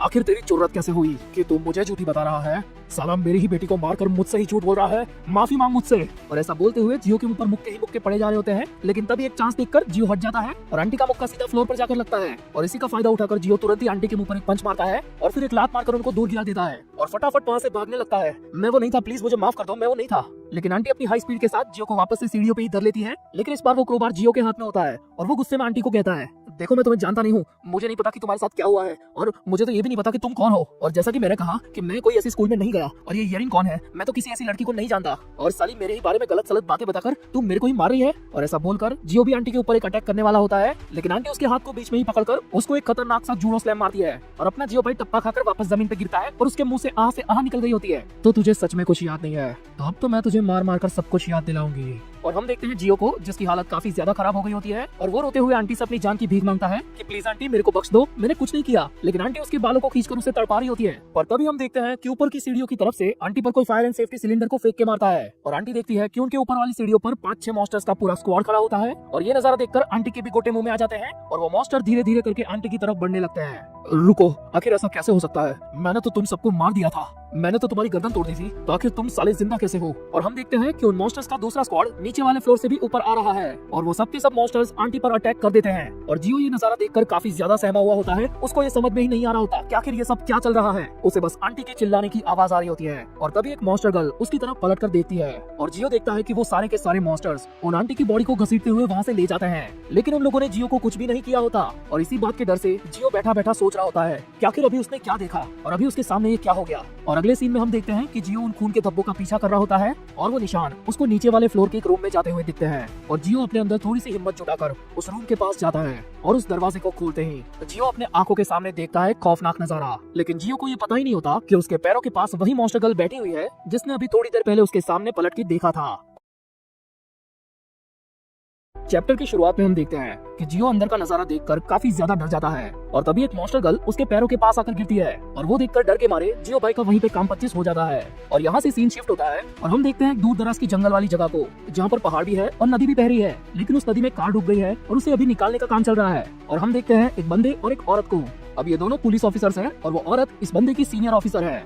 वेल, इस बंदे का नाम होता है जियुक और यहाँ पर इन दोनों के बीच काफी ज्यादा लंबी कन्वर्सेशन चलती है, तो मैं इसे जरूरी चीजों के साथ काफी शॉर्टकट में बताऊंगा। अब इस साइड पर जो एक्सीडेंट हुआ है ये लोग इसी बारे में बात कर रहे होते हैं और उस कार के अंदर कई सारे लोगों की बॉडीज भी होती है और इन दोनों की बातों के दौरान हमें ये पता चलता है कि ऐसे सेम एक्सीडेंट्स यहाँ पर 8 से 10 बार हो चुके हैं जिस पर ये लोग हमेशा पर्दा डाल देते हैं। यानी कि यहाँ पर कुछ तो गड़बड़ है जिसके बारे में हमें अभी तो नहीं बताया गया। अब इन्हीं सारी बातों के बीच जियो अपनी मैडम से कहता है कि इस बार तो मेरे को प्रमोशन पक्का चाहिए ही चाहिए, क्योंकि ये जो कवर अप करने वाला पूरा काम है वो पुलिस के प्रोटोकॉल के अंदर नहीं आता, उसके बावजूद उसे ये सारा काम करना पड़ता है। और वो आगे मैडम को बताता है कि मैडम मैं यहाँ पर अपनी घिसा घिसा के थक गया हूँ, लेकिन फिर भी मेरे को प्रमोशन नहीं मिलता और जब मेरी प्रमोशन का मौका बनता है तब आप डिपार्टमेंट के किसी भी आंटू झाटू बंदे को लाके उसको प्रमोशन दे देते हो और मैं वही का वही धरा का धरा रह जाता हूँ। और मैडम ये मेरे साथ हर बार होता है, क्या मुझे सिर्फ यही फॉलो करने हैं? रूल नंबर 1, इन सारे केसेस को गायब कर दो जैसे कि कुछ हुआ ही ना हो। रूल नंबर 2, कि उसके बाद सवाल भी मत पूछो कि आखिर मैं ये सब क्यों कर रहा हूँ। और रूल नंबर 3, अपनी जुबान पे हमेशा लगाम रखो और उसके बाद जाकर तुमको प्रमोशन मिल जाएगा। मैंने सब कुछ किया मैडम जैसा कि आपने कहा था, लेकिन ये आप भी अच्छे से जानती है कि उसके बाद क्या हुआ। और हम देखते हैं कि जियो उस नदी से निकली गाड़ी का बैक डोर खोलता है और उसके अंदर से कई सारी ह्यूमन बॉडीज निकलती है। अब यहाँ पर कुछ वर्ड्स को मैं ऐसे जानबूझकर अवॉइड कर रहा हूँ क्योंकि अगर मैंने ऐसे सीधा सीधा ही बोल दिया तो यूट्यूब मेरे वीडियो को ससुराल में भेज देगा। गाड़ी का बैक डोर खोलते ही उसके अंदर से जो टपके हुए लोग बाहर गिरते हैं उनको दिखाकर जियो अपनी मैडम से ये पूछता है आखिर हम ये क्यों कर रहे हैं मैडम, और ये चीज अब तक 8 से ज्यादा बार क्यों हो चुकी है, और आखिर ये बॉडी कैसी है जो उन बाकी सबसे अलग है, आखिर इसे बांधा क्यों गया है। और ये सारे सवाल सुनने के बाद वो मैडम उससे कहती है हो गया तेरा, अब मैं बोलूं साले कितना भौंकता है तू, मैं तुझसे ये सारे काम इसीलिए करवा रही हूँ क्योंकि तू प्रमोशन का भूखा है, तो अगर तेरे को प्रमोशन चाहिए तो तुझे मेरा काम करना ही पड़ेगा। लेकिन फिर वो मैडम तुरंत ही उससे माफी भी मांगती है कि मुझे माफ कर देना, मैं गलती से तुम पर चिल्ला गई। सच कहूँ तो तुम्हारा ये गुस्सा जायज है, लेकिन क्या तुम जानते हो कि आखिर ये काम तुमसे ही क्यों लिया जाता है। जियो तुम इस कवर अप करने वाले काम में काफी ज्यादा अच्छे हो जो डिपार्टमेंट के बाकी लोग नहीं कर सकते, और इसीलिए बॉस ने तुमको यही काम दिया। यानी कि तुम्हारे सारे कामों पर बॉस की नजर है। भले ही तुम एक के बाद एक प्रमोशन लेकर सार्जेंट, लेफ्टिनेंट या फिर कैप्टन बनना चाहते हो, लेकिन तुम्हारा अभी किया गया ये काम तुम्हें एक दिन चीफ ऑफ पुलिस बना सकता है। और ये सारी बातें जानने के बाद जियो भी मैडम से माफी मांगता है कि सॉरी मैडम मैं कुछ ज्यादा ही बोल गया, पर मैडम उसे बताती है कि माफ कर देना जियो, मैं भी तुम पर थोड़ा चिल्ला गई और ये उसी वजह से हुआ क्योंकि मैं आज में अपने केस को कवर अप नहीं कर पाई और ये मेरे लिए काफी ज्यादा अजीब बात है। और फिर वो मैडम पलट कर काफी ज्यादा क्रीपी तरीके से जियो से कहती है कि क्या तुम उस कवर अप के बारे में जानना नहीं चाहते। अरे अगर तुम जानते भी नहीं हो तो तुम्हें वो बहुत ही जल्द पता चल जाएगा क्योंकि अभी वो केस सुर्खियों में है। और हाँ, ये वही केस है जिसको हम आगे चल के पूरे तरीके से वाइप आउट करेंगे। और जियो मैडम से पूछता है क्या फिर वो कौन सा केस है। ये एक सीरियल मर्डर केस है जो हांगकांग यूनिवर्सिटी के नजदीक हुआ है। यानी कि अभी उसी केस के बारे में बात हो रही है जहाँ पर जियो था। और यहाँ से सीन शिफ्ट होता है और हमें दिखाया जाता है जियो के बिल्डिंग का सीन जहाँ पर भीड़ लग चुकी है और लोग जमा हो चुके हैं और उन सारे लोगों में मीहो भी होती है और वो देखती है कि जियो के बिल्डिंग में से कोई स्ट्रेचर लेकर बाहर आ रहा है और उस स्ट्रेचर पर लेटा हुआ है जियो। तो वो चिल्लाते हुए दौड़कर जियो के पास जाती है, लेकिन मेडिकल स्टाफ उसे जियो के पास जाने से रोक रहा होता है। एंड लिटरली मीहो यहाँ पर काफी ज्यादा चिल्ला रही होती है और उसकी आंखों से आंसू भी निकल रहे होते हैं। और इन सारी चीजों को दूर से अपनी व्हाइट कार के अंदर बैठे हुए देख रही होती है रियोंग, और वो अपने साथ रहे बंदे को कहती है यूयोक अब तुम्हारी बारी है, अब तुम जियो का ट्रायल लोगे। मुझे वैसे सच में नहीं पता कि आखिर यहाँ पर क्या हुआ, लेकिन जहाँ तक मैं जानती हूँ तो इस चीज का फायदा उठाकर हम हमेशा के लिए मीहो के किस्से को खत्म कर सकते हैं। तो जाओ और जल्दी से पता लगाओ कि क्या जियो भी मीहो की तरह एक मॉन्स्टर है या फिर नहीं। और हम देखते हैं कि यूयोक जी सरकार बोल के अपने काम पर निकल लेता है और कार के अंदर रियोंग अपनी क्रीपी स्माइल के साथ कहती है आखिरकार मुझे तुम्हारी वीकनेस पता चल गई मीहो। और यहाँ से सीन शिफ्ट होता है और हम देखते हैं जियो को जो वैसे तो अभी बेहोश है, लेकिन अभी उसको अपने पास्ट की कुछ मेमोरीज याद आ रही होती है। और हम देखते हैं उसके वही स्कूल को जहाँ पर वो यारिन से पहली बार मिला था। पर हमें यहाँ पर ये सारी चीजें शुरुआत से दिखाई जाती है कि आखिर जियो स्कूल में कैसे आया। और अभी टीचर उसको क्लास में लेकर आते हैं और उसको सभी से इंट्रोड्यूस भी करवाते हैं और वो जियो को कहते हैं कि बेटा चलो सबसे ग्रीट करो। लेकिन जियो टीचर को ऐसे मुंह पे बोल देता है कि मैं कोई ग्रीट करना नहीं चाहता इन लोगों के साथ। अरे कोई बात नहीं बेटा, कम से कम अपना नाम तो बता दो। तो जियो थोड़ा सोचने के बाद अपना नाम ऐसे रिवील कर देता है। लेकिन उसके बाद हमें दिखाया जाता है कि आखिर जियो के इस बिहेवियर के पीछे की वजह क्या है। दरअसल जियो के फादर मिलिट्री में होते हैं और इसी वजह से उनकी पोस्टिंग साल के बीच में भी बदलती रहती है और इसी वजह से जियो को भी अपना स्कूल बार बार बदलना पड़ता है और उसकी फैमिली को मिलिट्री के सबसिडीज अपार्टमेंट में ही रहना पड़ता है। और जियो की माँ उससे कहती है बेटा पापा को हमेशा अपने काम पर जाना पड़ता है और वो भी हमें अकेला छोड़कर, कि अगर हम इसी तरह के घर में रहे तो तुम्हारे डैड हमें मिलने को आ सकते हैं और एक तरीके से देखा जाए तो ये काफी अच्छा है बेटा, तुम नए दोस्त भी बना सकते हो। तो जियो अपनी मॉम से पूछता है कि ये तो आखिरी बार ही होगा ना मॉम, कि अब भी हमें अपना ठिकाना बार बार बदलना पड़ेगा, अभी उनका प्रमोशन बहुत ही जल्द होने वाला है तो शायद से हमें वापस से यहाँ से ट्रांसफर होना पड़े। और जियो को ये चीज पसंद नहीं होती, लेकिन फिर भी वो अपने फेस पर ऐसे खुशी दिखाता है कि कोई बात नहीं, अगर ट्रांसफर हो गया तो क्या ही हो जाएगा, हम वापस से नई जगह पर जाएंगे। लेकिन असलियत में जियो को ये दुख दर्द पीड़ा अंदर से खा रही होती है कि आखिर हर बार मेरे साथ ही ऐसा क्यों होता है, ये लोग मेरे को समझते क्यों नहीं है। हर बार मैं यही सोचता हूँ कि इस नई वाली जगह पर मेरे अच्छे दोस्त बनेंगे, लेकिन हर बार मेरे साथ ऐसा क्यों होता है। और हम देखते हैं कि जियो की पुरानी वाली स्कूल में भी ये बात फैल चुकी है कि जियो अब ये स्कूल छोड़ के जाने वाला है और इसी वजह से दो बंदे जो उसके क्लास में थे और उसके दोस्त बनने वाले थे वो लोग उसकी बिचिंग कर रहे होते हैं और जियो ये बातें सुन लेता है। यानी कि यही वो रीजन है जिसकी वजह से जियो किसी से घुलना मिलना नहीं चाहता और अपनी इन सारी यादों की वजह से जियो के पास बस एक ही रास्ता होता है और वो है अंधा होकर पढ़ाई करना। तो अपना जियो भाई वही करता है। उसके क्लास में सारे बच्चों के दोस्त होते हैं, अपने अपने ग्रुप्स बने होते हैं, लेकिन जियो को अब इन चीजों में इंटरेस्ट नहीं होता। इनफैक्ट इस नए स्कूल के अंदर एक दो बंदे उसके साथ दोस्ती करने के लिए आते भी हैं तो जियो उनको वार्निंग देकर उनका पोपट कर देता है कि भाई तुम लोग अपना काम करो, मेरे को तुमसे कोई घंटा भी लेना देना नहीं है। लेकिन एग्जैक्ट उसी दिन स्कूल से घर जाने के बाद जियो को ये पता चलता है कि उसके फादर को प्रमोशन मिल चुका है, पर उसके बावजूद भी वो लोग यहीं पर रहेंगे। उसके फादर की पोस्टिंग और किसी जगह पर नहीं हुई, वो यहाँ पर परमानेंट हो चुके हैं। और इसी खुशी में जियो की मॉम ने बनाया होता है चिकन लेग पीस और वो जियो को खुश होकर ये बताती है कि अब तुमको अपने स्कूल और दोस्तों की चिंता करने की कोई जरूरत नहीं है बेटा, जियो जी लो अपनी जिंदगी। और ऑब्वियसली इस बात से जियो भी काफी ज्यादा खुश होता है। लेकिन भाई को फिर याद आता है कि अभी तक तो मैं अपने स्कूल के अंदर कई लोगों से पंगे ले चुका हूँ, तो अब मेरा दोस्त कौन बनेगा। वेल सीन शिफ्ट होता है अगले दिन पर और हम देखते हैं जियो स्कूल में आ चुका है और अभी पीटी का पीरियड चल रहा होता है और जियो अभी सोच रहा है कि अब तो मैं नए दोस्त बना सकता हूँ। और उसी जगह पर जियो की क्लास के कुछ लड़के बास्केटबॉल खेल रहे होते हैं और तभी बॉल उछल के जियो के पास चली जाती है तो जियो बेचारा उस बॉल को उठाकर उस बंदे को देता है और उसे कहता है कि भाई लोग क्या मैं तुम्हारे साथ खेल सकता हूँ। लेकिन वो बंदा जियो को मुंह पर ही फक ऑफ बोल देता है कि नहीं भाई नहीं, हम लोग हैं उतने ही काफी है खेलने के लिए, तुम बता। और जियो देखता है कि वापस से वो दोनों बंदे उसकी बिचिंग कर रहे होते हैं कि आखिर अब ये नया लड़का हमसे बात करने की कोशिश क्यों कर रहा है, अभी तक तो साला एटीट्यूड में घूम रहा था। और ये सब होने के बाद हम देखते हैं कि जियो क्लास के अंदर वापस से पन्ने निकालता है और पढ़ाई करने बैठ जाता है। अब मेरे वैसे भी कोई दोस्त नहीं बनने वाले तो मैं सिर्फ पढ़ाई ही करेगा। और उस पूरे स्टडी रूम के अंदर जियो अकेला होता है और वो उदासी से यही सोचता है अब उसकी जिंदगी यही रहने वाली है, ना कोई दोस्त, ना कोई अपना और ना कोई यार। मेरी पूरी जिंदगी इसी दिन के इंतजार में थी कि मैं एक जगह पर टिक के स्कूल के अंदर जा पाऊं, लेकिन अभी जब ये हो चुका है तो मेरे साथ ऐसा क्यों हो रहा है। मुझे बस एक नॉर्मल लाइफ चाहिए जो एक स्कूल के बच्चे की होती है। और हम देखते हैं कि रोते हुए जियो की साइड में कोई आता है और उसे पूछता है कि आखिर तुम रो क्यों रहे हो। और अचानक से ये आवाज सुनकर जियो भी काफी ज्यादा डर जाता है कि माँ की आँख कौन आ गया यहाँ पर। वेल हम देखते हैं कि ये और कोई नहीं बल्कि येरिन है जिसने लास्ट टाइम जियो से बात करने की कोशिश की थी, लेकिन जियो इसके सामने भी स्टड बन गया था, उसने इसको भी भाव नहीं दिया। और येरिन जियो को कहती है हाँ मुझे पता है तुम मेरी भी बातों का जवाब नहीं दोगे, वैसे स्कूल के अंदर सबको पता चल चुका है कि तुम वापस से ट्रांसफर होने वाले हो। और जियो को अब जाकर याद आता है कि अरे हाँ ये तो वही लड़की है जिसने मेरे साथ बात की थी। और येरिन बेचारी इतनी अच्छी लड़की होती है, उसे लगता है कि जियो हमेशा के लिए यहाँ से जाने वाला है तो वो उसको एक चोको मोको चॉकलेट देती है। और जियो वो चॉकलेट लेने के बाद येरिन को थैंक्स भी कहता है और येरिन उसे कहती है अगर तुम मुझे थैंक्स कहना चाहते हो तो प्लीज मेरी पढ़ाई में थोड़ी मदद कर दो, वैसे भी तुम बहुत जल्द ट्रांसफर होने वाले हो तो तब तक तो तुम मेरी हेल्प कर सकते हो ना, और तुम्हें देखकर लगता भी है कि तुम काफी ज्यादा स्मार्ट हो। तो जियो येरिन से पूछता है क्या ये सारी बातें मेरे बारे में तुमको किसने बताई। अरे क्लास के अंदर तुम्हारे बारे में काफी सारी बातें ऐसे फैली हुई है, तुम लंच ब्रेक के अंदर भी पढ़ाई करते रहते हो, इसका मतलब तो यही हुआ ना कि तुम काफी ज्यादा स्मार्ट हो। और जियो के ये सुन के पसीने छूट जाते हैं क्योंकि जियो असलियत में ये प्रिटेंड कर रहा होता है कि उसको किसी के साथ नहीं घुलना मिलना, इसी वजह से वो ये सारी चीजें करता है। और येरिन आगे उसे बताती है कि वो जियो की तरह एक स्मार्ट पर्सन बनना चाहती है, वो पढ़ाई तो काफी ज्यादा करती है, वो ट्यूशन में भी जाती है, लेकिन उसका दिमाग पढ़ाई के अंदर नहीं लगता, लेकिन फिर भी वो अभी भी कोशिश कर रही है। लेकिन इन सारी बातों में ही येरिन जियो को कहती है मुझे वैसे तो नहीं पता जियो कि तुम कब यहाँ से जाने वाले हो, लेकिन जब तक तुम यहाँ पर हो तब तक हम अच्छे दोस्त बन सकते हैं। लेकिन ये सुन के जियो तुरंत से ये रिवील कर देता है कि वो कहीं पर नहीं जाने वाला, वो यहीं पर रहेगा। और ये सुन के येरिन भी काफी ज्यादा शॉक होती है और जियो उससे कहता है कि तुम जब चाहो तब येरिन मुझसे बात कर सकती हो, तुम जितने सवाल चाहो उतने पूछ सकती हो, मैं सारी बातें तुम्हें बताऊंगा। और ये सारी पास्ट की मेमोरीज के अंदर हमारा प्रेजेंट वाला जियो बेहोशी की हालत में ट्रैवल कर रहा होता है। ये थी येरिन, मेरी सबसे अच्छी दोस्त। उन स्कूल के बुरे दिनों के दौरान उसने मेरा साथ दिया था। हाँ सच में यही मेरी स्कूल लाइफ है। लेकिन आखिर ये सारी चीज मुझे याद क्यों नहीं थी। येरिन और मैं एक साथ पढ़ाई किया करते थे और उसे ये धीरे धीरे पता चल गया कि मैं इतना भी ज्यादा स्मार्ट नहीं, बस मैं दिखावा करता हूँ। हम हमेशा एक साथ रहते थे और साथ में घूमते भी थे। और जियो अपने पास्ट के अंदर देखता है कि येरिन और उसके बीच में दोस्ती से भी कुछ ज्यादा था, पर तभी जियो की नजर पड़ती है अपने पास्ट के एक और सीन पर जहाँ पर उसने येरिन को टपका दिया है। क्या सच में मैंने ये किया था? नहीं नहीं नहीं नहीं नहीं, आखिर ऐसा कैसे हो सकता है? मैं आखिर उसके साथ ऐसा कैसे कर सकता हूँ? और ऐसे ही डर के मारे जब जियो अपनी नजर घुमाता है तो वो देखता है कि उसके इस कांड को मीहो ने देख लिया है। यानी कि मीहो भी उन्हीं लड़कियों में से एक है जो जियो के स्कूल के अंदर उसी के क्लास में पढ़ रही है। और अपनी पास्ट की यादों में मीहो के दिखते ही जियो अचानक से प्रेजेंट में जाग जाता है और वो देखता है कि मीहो तो उसके जागने के इंतजार में वहीं पर सो रही है। और यहाँ से सीन शिफ्ट होता है सुबह पर और हमें एक न्यूज एंकर के द्वारा इस पूरे इंसिडेंट्स की न्यूज दी जाती है। पुलिस की इन्वेस्टिगेशन जारी है। उन्होंने हांगुक यूनिवर्सिटी के आसपास के सारे अपार्टमेंट्स के अंदर तलाशी लेना शुरू कर दिया है। वैसे सूत्रों के मुताबिक पिछली रात जो हादसा हुआ था वो तकरीबन 8 बजे के दौरान हुआ था और उस हादसे के अंदर तकरीबन 14 लोगों की जान गई और एक पर्सन ही सर्वाइव कर पाया। पर अभी वो पर्सन क्रिटिकल इंजरीज से ग्रस्त है। और ये पूरा कत्लेआम जिस इंसान ने मचाया है उसकी आइडेंटिटी जानकर आप भी शॉक हो जाओगे। ये और कोई नहीं बल्कि यू जे किम नाम की एक औरत है जो हमारे देश की फॉर्मर नेशनल जूडो एथलीट रह चुकी है और इन्होंने हमारी कंट्री को इंटरनेशनली रिप्रेजेंट भी किया था।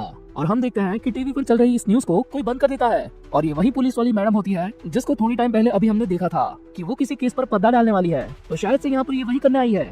और वो जियो को कहती है तुम तो काफी ज्यादा लकी निकले बच्चे, आखिरकार तुम वहाँ से जिंदा निकल आए। हाँ तुम्हें शायद से याद ना हो लेकिन तुम जब बेहोश हो गए थे ना हमने तुमको तब रेस्क्यू किया था। उस रात तुम्हारी बिल्डिंग में से काफी अजीब आवाज आने लगी थी और इस चीज की कंप्लेन आने के बाद हम तुरंत ही वहाँ पर चेकिंग करने आए और एग्जैक्ट उसी टाइम पर हमने उस औरत को धर लिया जो तुमको बस टपकाने ही वाली थी। लेकिन अभी भी हम हमारी इन्वेस्टिगेशन जारी रख रहे हैं क्योंकि हम ये जानना चाहते हैं कि आखिर ऐसी क्या वजह रही होगी कि वो औरत ऐसा कर रही थी। तो माफ करना जियो लेकिन तुम्हें मेरे कुछ सवालों के जवाब देने होंगे। हाँ तुम्हारे लिए ये टफ हो सकता है लेकिन ये हमारी इन्वेस्टिगेशन का ही एक पार्ट है। असलियत में हम जानते हैं कि जियो के साथ ऐसा कुछ भी नहीं हुआ, ये बस एक मेड अप स्टोरी है जो इस पुलिस वाली मैडम के द्वारा बनाई गई है। कहा था ना ये कवर अप करने आई है। बट जियो के साथ जो हुआ है वो सारी असलियत वो जानता है और इसलिए वो उससे पूछता है कि क्या असलियत में वो औरत जिंदा है, क्योंकि जियो ने तो अपनी आंखों से देखा था कि उन सारे मॉन्स्टर्स ने मिलकर आंटी का काम तमाम कर दिया था। लेकिन फिर भी मैडम उसे कहती है कि नहीं नहीं हमने सच में उसको धर लिया है। तो अब मेरे सवालों का जवाब दो जियो, मुझे बताओ क्या ये सब कैसे शुरू हुआ? मैं बस अपना एक काम निपटा कर अपने घर पे जा रहा था और अचानक से वो औरत लॉबी में आ गई और उसने अपने क्रोबार से मुझ पर मल्टीपल टाइम्स अटैक करना शुरू कर दिया। पर जब मैं उससे बचने के लिए भागने लगा तो गलती से मैं सीढ़ियों से नीचे गिर गया और जब वो मुझे और भी ज्यादा मारने के लिए मेरे पास आई तब अचानक से वहाँ पर कई सारे लोग आ गए। यानी कि तुम बता रहे हो कि वहाँ पर और भी लोग थे? हाँ मैडम ऐसा कह तो सकते हैं लेकिन डरो मत जियो, खुल के बताओ क्या वहाँ पर जो लोग आए थे उन लोगों ने तुम्हारी मदद की? नहीं नहीं बिल्कुल भी नहीं। आखिर वो लोग ऐसा कैसे करेंगे क्योंकि वो लोग तो पहले से ही मरे हुए लग रहे थे और ये चीज तो उन्हें देखकर भी कोई बता सकता था। लेकिन मुझे ये नहीं पता कि आखिर वो लोग अचानक से वहाँ पर कैसे आ गए और उन सबने मिलकर उस औरत को तो मार डाला। और मैंने अपनी आंखों से देखा कि वो लोग उस औरत को घसीट कर एक रूम में ले गए थे। मैडम मैंने ये सारी चीज होते हुए देखी है, मैं सच बोल रहा हूँ, मेरा भरोसा करो। लेकिन फिर भी वो कवर अप वाली मैडम कहती है कि तू अभी भी ट्रॉमा में है जियो, तो टेंशन मत ले, तुम्हें बचा लिया गया है, अब तुम्हें कुछ भी नहीं होगा। और हाँ वो औरत भी हमारी कस्टडी में है। और तभी हम देखते हैं कि जियो के उस हॉस्पिटल रूम के अंदर कोई बंदा एंट्री में आता है। अरे मैडम मैं कुछ खाना लेकर आया हूँ जो आपने मंगवाया था। वेल ये बंदा और कोई नहीं बल्कि वो प्रमोशन वाला जियो है जो इस मैडम के कहे मुताबिक सारे केसेस को कवर अप करता है। और वो मैडम जियो को भी कुछ खाना ऑफर करती है लेकिन जियो मना कर देता है कि उसे इस खाने से एलर्जी है। तो आराम करो जियो, हम बाकी की बातें करने के लिए बाद में आएंगे। वेल उस रूम से बाहर निकलने के बाद वो मैडम जियो से कहती है कि जो खाना जियो नहीं खाने वाला वो खाना वेस्ट हो, उससे अच्छा कि उसे तुम खा लो जियो। और हाँ एक और बात, आखिर उस वान वाले केस का क्या हुआ? तो जियो को उसे बताता है कि वो सब मैं कर चुका हूँ मैडम, और अगर इस वाले केस को भी हमको कवर अप करना है तो हमें उस बच्चे का कुछ करना पड़ेगा। लेकिन वो मैडम उसे कहती है कि नहीं उस बच्चे को अकेला छोड़ दो, लगता है कि काफी ऊपर से गिरने की वजह से उसके सर पर चोट लग गई है और वो अनाप शनाप बक रहा है। पर इन दोनों की बातों के बीच एक बंदा सडनली वहाँ पर आता है और मैडम के सामने सलामी ठोककर उनके कान में एक बात को बताता है। और ये बात जानकर वो मैडम काफी ज्यादा शॉक होती है। लेकिन जियो देखता है कि ये बंदा एक डिटेक्टिव है जो इस मैडम के लिए काम कर रहा है और वो सोचता है क्या ये कौन सा वाला काम है जिसके बारे में मेरे को नहीं पता। तो वो मैडम से पूछता है अरे मैडम मैं क्या इस काम का पार्ट नहीं हूँ, मुझे तो बताइए आखिर क्या चल रहा है। जियो तुम वान वाला केस ही संभालो, चीजें थोड़ी मेरे हाथों से निकल रही थी तो इसीलिए कुछ चीजें मैंने इस डिटेक्टिव को सौंप दी, लेकिन ये वाले काम के लिए तो सिर्फ आपने मुझे ही चूज किया था ना, याद है ना, आप मुझे रिवॉर्ड भी देने वाली थी। चिंता मत करो जियो, तुम्हारी भी बारी आएगी। और ऐसा बोलकर वो मैडम उस डिटेक्टिव के साथ चली जाती है। यानी कि वापस से जियो भाई का पोपट हो गया है, उसको प्रमोशन नहीं मिलने वाला, वो प्रमोशन अब मिलेगा उस डिटेक्टिव वाले बंदे को। और ये चीज रियलाइज करते ही जियो भाई अपने दांत बीच रहे होते हैं। लेकिन तभी हम देखते हैं कि उसके साइड में से मीहो पास होती है और मीहो एक्चुअली आई होती है जियो के पास और उसे पूछ रही होती है कि क्या पुलिस वालों ने अपने सवालात करना बंद किया और आखिर अभी तुम्हारी तबीयत कैसी है? मुझे पता है कि तुम्हें थोड़ी भूख लगी होगी इसीलिए मैं कुछ खाना लेकर आई हूँ। और यहाँ पर जियो वापस से श्रिम्प वाले खाने को अवॉइड करता है क्योंकि उसको इससे एलर्जी है। तो मीहो उसे उसकी पसंद का दूसरा वाला खाना खिलाती है। लेकिन इतनी सारी चीज सहने के बाद जियो का ये खाने का भी मन नहीं होता।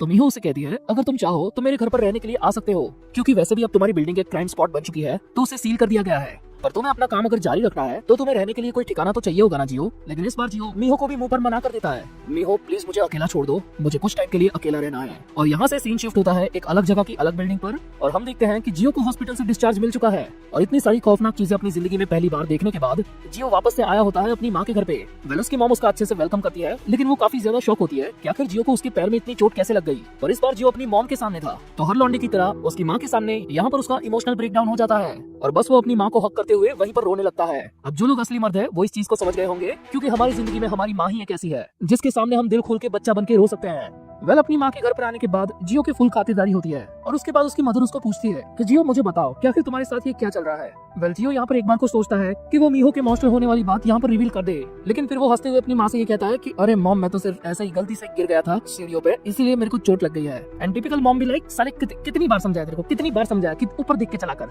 वेल यहाँ पर जियो को एक दो झापट ऐसे पड़ गई होती है, पर फिर भी वो उसकी मॉम है तो उससे पूछती है कि आखिर अभी तुम्हारी तबीयत कैसी है जियो। लेकिन जियो कुछ बोलता उससे पहले उसकी मॉम उसको कह देती है कि तेरी बॉडी देखकर लगता है बेटा कि तू काफी ज्यादा कमजोर है, तो आज का खाना तो तुम यहीं पर खाओगे, अपने रूम में जाओ जियो और थोड़ा आराम करो, मैं बाजार से कुछ ताजी सब्जियां लेकर आती हूँ। और जियो की मॉम घर से बाहर चली जाती है और जियो अपने मन में कहता है कि माफ करना मॉम, मैं आपको सच बात नहीं बता सकता, और आखिर मैं आपको क्या बताऊं कि मेरी गर्लफ्रेंड एक मॉन्स्टर है जिसको मैंने अपनी आंखों के सामने कुछ जिंदा लोगों को खाते हुए देखा है, और दूसरा क्या बताऊं कि कल रात मैं मरते मरते बचा। मैंने तो आपको अपनी चोट के बारे में भी झूठ बताया है, असलियत में ये चोट कैसे लगी है वो तो मैं ही जानता हूँ। अगर मैंने मॉम को सच बता भी दिया होता तो क्या वो मेरा विश्वास करती? अब मैं दूसरों की क्या कहूँ, मैं खुद भी अपनी इन बातों पर कभी कभार विश्वास नहीं कर पाता। क्या जिस मीहो से मैं प्यार करता हूँ वो सच में पहले से ही ऐसी थी? क्योंकि अब ये बात तो सच है कि वो एक मॉन्स्टर है। उस हॉस्पिटल वाले कांड से लेकर मैंने जितनी भी चीज अब तक देखी है वो हेलुसिनेशन तो नहीं है, ये बात तो 100% सच है, लेकिन वो लेडी डिटेक्टिव की बातें मेरे दिमाग को थोड़ा सा घुमा रही है, और इससे भी ऊपर मुझे अपने पास्ट की कुछ मेमोरीज याद भी नहीं थी जो अभी याद आई है। और अगर मैं फोकस करूँ तो मैं कई सारी चीजों को याद कर सकता हूँ। मुझे काफी बारीकी से ध्यान देकर ये याद करना होगा कि आखिर मेरी हाई स्कूलिंग के दौरान क्या हुआ था। और जियो अपनी यादों को टटोलने के लिए एक शांत जगह पर बैठ जाता है और वो बोलता है कि वो कुछ सालों पहले सितंबर मंथ के पहले का टाइम था। मैं शायद से उस टाइम काफी ज्यादा गुस्सा था क्योंकि डैड का ट्रांसफर वापस से होने वाला था, लेकिन अपने दिमाग को शांत करने के लिए मैं थोड़ी देर के लिए बिल्डिंग से बाहर निकला था और मैं उस खुले आसमान को देखकर यही सोच रहा था कि क्या जिंदगी में आगे चल के कोई मेरा दोस्त बनेगा या फिर नहीं। और जियो को यहाँ पर याद आता है कि एग्जैक्ट इसी टाइम पर कुछ ना कुछ ऐसा हुआ था जिसकी वजह से वो डायरेक्टली हॉस्पिटल चला गया था। मतलब एक टाइम पर वो आसमान को देख रहा था, लेकिन अचानक ही उसकी आंखों के सामने अंधेरा छा गया और जब उसकी आंख खुली तो वो हॉस्पिटल में था। और उसके बाद जियो को ये याद आता है कि उसकी मॉम ने उसको ये बताया था कि जब वो वेला होकर बिल्डिंग के नीचे खड़ा था तब ऊपर से उसके सर पर कोई गमला गिरा था और गहरी चोट लगने की वजह से वो वहीं पर बेहोश हो गया था, और वो गमला काफी ज्यादा ऊंचाई से गिरा था, इसीलिए जियो 6 महीने तक तो कोमा में था। यानी कि जियो यहाँ पर 6 महीने तक स्कूल भी नहीं जा पाया था, और ठीक होने के बाद उसने डायरेक्टली ड्रॉप आउट ही ले लिया और वो तैयारियां कर रहा था कॉलेज की। और इसी टाइम पर जियो की माँ उसके पास आती है और उसे ये बताती है कि हमारे घर के जस्ट नीचे वाले फ्लोर में एक नए पड़ोसी रहने के लिए आए हैं और उन आंटी के साथ मेरी अच्छी दोस्ती हो गई है, और तुम जानती हो जियो कि उनकी बेटी भी बिल्कुल तुम्हारी जितनी ही है, और वो भी अपनी हाई स्कूल को ड्रॉप आउट कर चुकी है और अपनी कॉलेज की तैयारियां कर रही है। यानी कि जियो की मॉम का कहने का मतलब ये होता है कि जियो तू उस लड़की के साथ पढ़ाई कर ताकि तेरा भी अकेलापन दूर हो और तू कुछ अच्छा भी सीखे। वेल पहले तो जियो ना कहता है, लेकिन फिर अपनी मॉम की बात को वो मान लेता है क्योंकि वो उसे बताती है कि जिस लड़की की मैं बात कर रही हूँ उसने अपने लास्ट वाले प्रैक्टिस टेस्ट के अंदर टॉप स्कोर किया है। वेल तभी जियो के घर की बेल बजती है और दरवाजे पर आई होती है वही लड़की, और यही लड़की होती है मीहो, और ये शायद से पहली बार था जब ये दोनों मिले थे। वेल मीहो के आने के बाद यहाँ पर भयंकर लेवल की स्टडी चालू हो जाती है और मीहो धनाधन एक के बाद एक जियो को सारी चीजें समझा रही होती है। एंड जियो भी लाइक कि आखिर एक लड़की पढ़ाई के अंदर इतना ज्ञान कैसे पेल सकती है। और काफी सारी पढ़ाई करने के बाद ये लोग यहाँ पर छोटा सा ब्रेक लेते हैं और इसी ब्रेक के दौरान जियो मीहो से पूछता है कि आखिर तुमने हाई स्कूल क्यों क्विट किया। तो मीहो उसको कोई क्लियर आंसर नहीं देती, वो बस उसे बताती है कि उसका मन किया तो उसने क्विट कर दिया, और वो बताती है कि उसको मशीन जैसी जिंदगी नहीं पसंद कि रोज बैग को उठाओ, स्कूल में जाओ, सारे लेक्चर्स को अटेंड करो, वापस घर पे आओ, खाना खाओ और सो जाओ। और मीहो आगे कहती है कि उसकी इसी आदत की वजह से उसके कोई दोस्त भी नहीं है, यहाँ तक दोस्तनी भी नहीं है, और इसीलिए उसने डिसाइड किया कि वो जियो के साथ मिलकर पढ़ेगी। वेल ऐसे ही कुछ टाइम बीत जाता है और इन लोगों के टेस्ट के रिजल्ट भी आ जाते हैं जिसमें इन दोनों ने अच्छे खासे मार्क्स स्कोर किए होते हैं। और मीहो यहाँ पर जियो को हांगुक यूनिवर्सिटी रेकमेंड करती है कि हमारे अभी के मार्क्स के हिसाब से हमें वहाँ पर एडमिशन लेना चाहिए। लेकिन आउट ऑफ नोवेयर जियो अचानक से उसे कहता है कि हे मीहो, कि क्या मैं तुम्हारे हाथ को थोड़ी देर के लिए पकड़ सकता हूँ। तो मीहो उसे कहती है कि अगर तुम मुझे कहीं पर डेट पे ले जाना चाहते हो तो तुम अच्छे से तो पूछ सकते हो ना। मतलब हाँ, यहाँ पर ये दोनों एक दूसरे को थोड़ा थोड़ा पसंद भी करते हैं क्योंकि काफी लंबे टाइम से ये लोग साथ में पढ़ाई करते हैं और अब धीरे धीरे एक दूसरे को समझने भी लगे हैं। तो थोड़ी देर ऐसी तू में करने के बाद हम देखते हैं कि उन दोनों ने एक दूसरे का हाथ पकड़ लिया है, और यहाँ से सीन शिफ्ट होता है और हम देखते हैं कि ये दोनों किसी चीज का वेट कर रहे हैं, और तभी उन दोनों के मोबाइल पे एक नोटिफिकेशन आता है और ये होता है हांगुक यूनिवर्सिटी का एडमिशन अप्रूवल, और उन दोनों को एडमिशन मिल चुका होता है। यानी कि ये जो मीहो वाली मेमोरी अभी हमने देखी ना, जियो के पास पहले से यही मेमोरी है जहाँ पर वो स्कूल ड्रॉप आउट कर चुका था और बाद में मीहो के साथ मिलकर उसने यूनिवर्सिटी में एडमिशन लिया था। और जियो यहाँ पर ये सोचकर परेशान है कि अगर मैं ड्रॉप आउट ही हो गया था तो ये जो येरिन वाली सारी यादें थी वो क्या है, और आखिर वो मेमोरी क्या है जिसके अंदर मैंने येरिन को इस हालत में देखा और वहाँ पर मीहो क्या कर रही थी। तो अगर मैंने उसको स्कूल ड्रेस में देखा था तो आखिर ये वाली यादें कौन सी है जिसमें मुझे ऐसा लगता है कि मैं मीहो को अपने घर में पहली बार मिला था, और वो भी तो ऐसे ही रिएक्ट कर रही थी ना जैसे कि मैं पहली बार उससे मिला हूँ। और ये सारी बातें सोचकर जियो का सर फटा जा रहा होता है, लेकिन तभी उसके घर का दरवाजा खुलता है और जियो देखता है कि उसकी मॉम उसके डैड को लेकर घर पे आ चुकी है। बोले तो यहाँ पर एक फैमिली रियूनियन हो गया है और जियो के डैड उसके पैर की चोट के बारे में ही पूछते हैं, तो वो वापस से कोई बहाना मार देता है। लेकिन उसके तुरंत बाद जियो के डैड उसकी मॉम से पूछते हैं कि डार्लिंग आज खाने में क्या बनाओगी, और जियो की मॉम जवाब देते हुए कहती है कि आज की रात यहाँ पर बनने वाला है सॉल्टेड किंग श्रिम्प। और श्रिम्प का नाम सुनकर जियो के वापस से तोते उड़ जाते हैं, क्योंकि उसकी मॉम को तो जियो के बचपन से पता है कि जियो को श्रिम्प से एलर्जी है, तो आखिर वो ये क्यों बनाएगी। अरे मॉम, आप तो जानती है ना मुझे श्रिम्प से एलर्जी है। और जियो के इतना पूछते ही उस पूरे किचन में खामोशी छा जाती है और उसकी मॉम उसे कहती है, सॉरी बेटा जियो, कभी कभार मैं भूल जाती हूँ, लेकिन हाँ अब मुझे याद आ चुका है कि तुम्हें श्रिम्प से एलर्जी है। मतलब क्या ही चल रहा है लॉन्डे की जिंदगी में यार, फुल भसड़ मची हुई है। लेकिन जियो का फादर बीच में आके इस पूरी बात को काट देता है और जियो को कहता है कि बेटा काफी टाइम से हम लोगों ने साथ में टाइम स्पेंड नहीं किया, तो एक काम करते हैं, चलो आज लंबी वॉक पे चलते हैं। और जब घर के अंदर ये सारी चीजें चल रही होती है ना, तब जियो के रूम में हम देखते हैं कि उसके मोबाइल के ऊपर मीहो का कॉल आ रहा है और अगले सीन में हमें दिखाई जाती है मीहो और वो थोड़ी सी उदास होती है क्योंकि जियो ने उसका कॉल नहीं उठाया। लेकिन तभी हम देखते हैं कि वहाँ पर येरिन आई होती है। वेल ये लोग यहाँ पर इसीलिए मिल रहे हैं क्योंकि ये एक सस्ती वाली रियूनियन सेरेमनी होती है जहाँ पर पुराने स्कूल और कॉलेज के दोस्त मिलते हैं, और इसीलिए मीहो ने जियो को कॉल किया था। और येरिन मीहो को पूछती है कि बहन आज तेरा मूड खराब क्यों है, क्या ये सब जियो की वजह से हुआ है, वैसे अभी उसकी तबीयत कैसी है। और हम देखते हैं कि येरिन और मीहो की सारी बातें बाहर खड़े दो मुस्टंडी सुन रहे होते हैं और ये भी शायद से रियो के अंडर में ही है। और अब मीहो येरिन को कहती है कि ऐसे टाइम पर मुझे जियो के साथ रहना चाहिए था और मैं यहाँ पर पार्टी करने को आई हूँ। अरे कोई बात नहीं मीहो, कभी कभार किसी को अकेला छोड़ना भी जरूरी होता है, लेकिन ऐसे समय में तो उसको मेरी ज्यादा जरूरत होगी ना। लेकिन मीहो आखिर तुम उसके साथ रहकर उसको क्या ही कर देती, कुछ चीजों को तुम वक्त पे छोड़ दो, वो अपने आप ठीक हो जाएगी। उसे अपने परिवार के साथ थोड़ा टाइम बिताने दो, वो बहुत ही जल्द ठीक हो जाएगा। और मीहो यहाँ पर येरिन की बात का हाँ हाँ करके रिप्लाई कर रही होती है, लेकिन इस बहन की घोड़ी को इतना नहीं पता कि आखिर येरिन को कैसे पता चला कि जियो अभी अपने माँ बाप के घर पे है। जहाँ से मैं देख रही हूँ तो जियो को थोड़े वक्त के लिए अकेलेपन की जरूरत है। हाँ येरिन, तुम शायद से ठीक कह रही हो। और येरिन मीहो से कहती है कि अभी के लिए तुमको जियो की चिंता करनी छोड़ देनी चाहिए और हमारे साथ पार्टी करने के लिए बाहर चलना चाहिए। पर मीहो उससे पूछती है कि आखिर बाकी सारे लोग कहाँ पर हैं? मैं कॉल करके पूछ सकती हूँ, लेकिन मेरे मोबाइल के अंदर अभी बैटरी नहीं है, क्या मैं तुम्हारा फोन यूज कर सकती हूँ मीहो? और मीहो का फोन लेकर येरिन उस रूम से बाहर आ जाती है। वेल ऑब्वियसली उसने बहाना किया होगा कि मैं कॉल करके आती हूँ, लेकिन बाहर आकर वो मीहो के फोन को काफी ध्यान से देखने लगती है और अपने मन में कहती है, जैसा कि मैंने सोचा था ये फोन बिल्कुल नया है, इसमें कोई ताज्जुब की बात नहीं है कि आखिर क्यों उस एक्सीडेंट के बाद मैं मीहो को ट्रैक नहीं कर पाई। चलो अब तुम एक काम करो, इस मोबाइल के अंदर अभी के अभी ट्रैकिंग ऐप डाल दो। यानी कि चैप्टर नंबर 1 में जब मीहो का एक्सीडेंट हुआ था ना, तब येरिन वहीं पर थी और अभी वो अपने दूसरे मुस्टंडे से कहती है कि तुम यहाँ पर दरवाजे पर क्यों खड़े थे, तुम्हारी शक्ल देखकर तुम पर डायरेक्टली कोई भी शक कर सकता है। तो वो बंदा कहता है कि मैं तो सिर्फ आपकी मदद करने के लिए यहाँ पर आया था, लेकिन येरिन उसे कहती है कि साले मुझसे ऐसे खुले में बात मत किया कर, काश मैंने ग्यूयोक को जियो के पीछे भेजा ही ना होता तो ये सब ना होता। लेकिन इसी टाइम पर उन पुराने दोस्तों की मंडली आ जाती है और एक हेमन नाम का बंदा रियोंग को हाई हेलो करता है। वेल रियोंग भी उसको बातों में उलझाकर अपने मुस्टंडी के पास से मीहो का फोन ले लेती है और बाद में उस रूम में जाकर मीहो को वो फोन वापस दे देती है कि देखो मैंने सबको बुला लिया। लेकिन तभी मीहो अपने बैग को पैक करके वहाँ पे खड़ी हो जाती है और उसके सामने ये रिवील करती है कि अभी उसको उन लोगों के साथ नहीं आना, क्योंकि उसे अपना एक और काम याद आ गया है, उसे वहाँ जाना पड़ेगा। और मीहो ये बोलकर वहाँ से चली जाती है और रियोंग को यहाँ पर ऐसा लगता है कि मीहो ने ये सब जानबूझ के किया ताकि वो हेमन के साथ रियोंग को उलझा सके और मीहो अपने किसी और मॉन्स्टर वाले मिशन पर जा पाए। वेल हेमन तो यहाँ पर रेडी होता है रियोंग के साथ मचाने के लिए, लेकिन रियोंग अचानक से हेमन को कहती है कि सॉरी यार माफ करना, मुझे भी याद आया कि मेरे को भी एक असाइनमेंट पूरा करना है तो मुझे भी जाना पड़ेगा। और रियोंग यहाँ से भागते हुए निकल लेती है और उसके दिमाग में अभी यही चल रहा होता है कि मैंने ग्यूयोक को जियो के पीछे भेजा था और मीहो अभी शायद से जियो के पास जाने के लिए ही निकली है। अगर मीहो ने ग्यूयोक को पकड़ लिया तो मेरा कवर ब्लो हो सकता है। और वो तुरंत ही ग्यूयोक को कॉल मिला देती है और उसे कहती है कि मीहो से बच के रहना क्योंकि वो वहाँ पर आ रही है। और रियोंग अपने मुस्टंडों में से एक को भेजती है जियो के पास और उसे कहती है कि तुम ग्यूयोक को रिप्लेस कर देना, और दूसरे वाले को वो कार के अंदर मोबाइल देती है और उसे कहती है कि इसके जरिए तुम मीहो को ट्रैक करो, हमें जल्दी से जानना होगा कि आखिर जियो में ऐसा क्या है कि वो मीहो के लिए इतना ज्यादा इंपॉर्टेंट है। जियो चे आखिर तुम क्या हो। और यहाँ से सीन शिफ्ट होता है और हम देखते हैं एक सड़क को जहाँ पर जियो और उसके फादर वॉक कर रहे होते हैं और उन दोनों के बीच अच्छी खासी कन्वर्सेशन चलती है कि बेटा पढ़ाई का और काम का कैसा चल रहा है वगैरह वगैरह। और जियो का फादर उसके सामने ये रिवील करता है कि डॉक्टर ने भी हमें कुछ महीनों पहले ही बताया था बेटा कि तुम्हारी माँ को अल्जाइमर है और उसी की वजह से बेचारी कुछ ना कुछ चीजें भूल जाती है, और हमने ये बात तुमसे इसीलिए छुपाई क्योंकि इससे तुम्हारे काम या फिर पढ़ाई पर इम्पैक्ट पड़ सकता था। लेकिन ये इतनी भी चिंता करने की बात नहीं है क्योंकि तुम्हारी मॉम का इलाज काफी अच्छे से चल रहा है और वो दवाई अभी टाइम पर ले रही है। और जियो इस पूरे टाइम पर अपने बाप को यही कहता रहता है कि कम से कम आप लोग मुझे तो बता ही सकते थे ना। लेकिन उसका फादर उसे कहता है कि हम तुम्हें तकलीफ देना नहीं चाहते क्योंकि तुम्हारे दिमाग पर भी काफी ज्यादा जोर पड़ सकता है, क्योंकि पहले ही बेटा तुम्हारे सर पर एक फ्लावर पॉट गिरा था और वो चोट अभी तक तुम्हारे अंदर से हील हुई है या नहीं ये हमें अभी तक नहीं पता।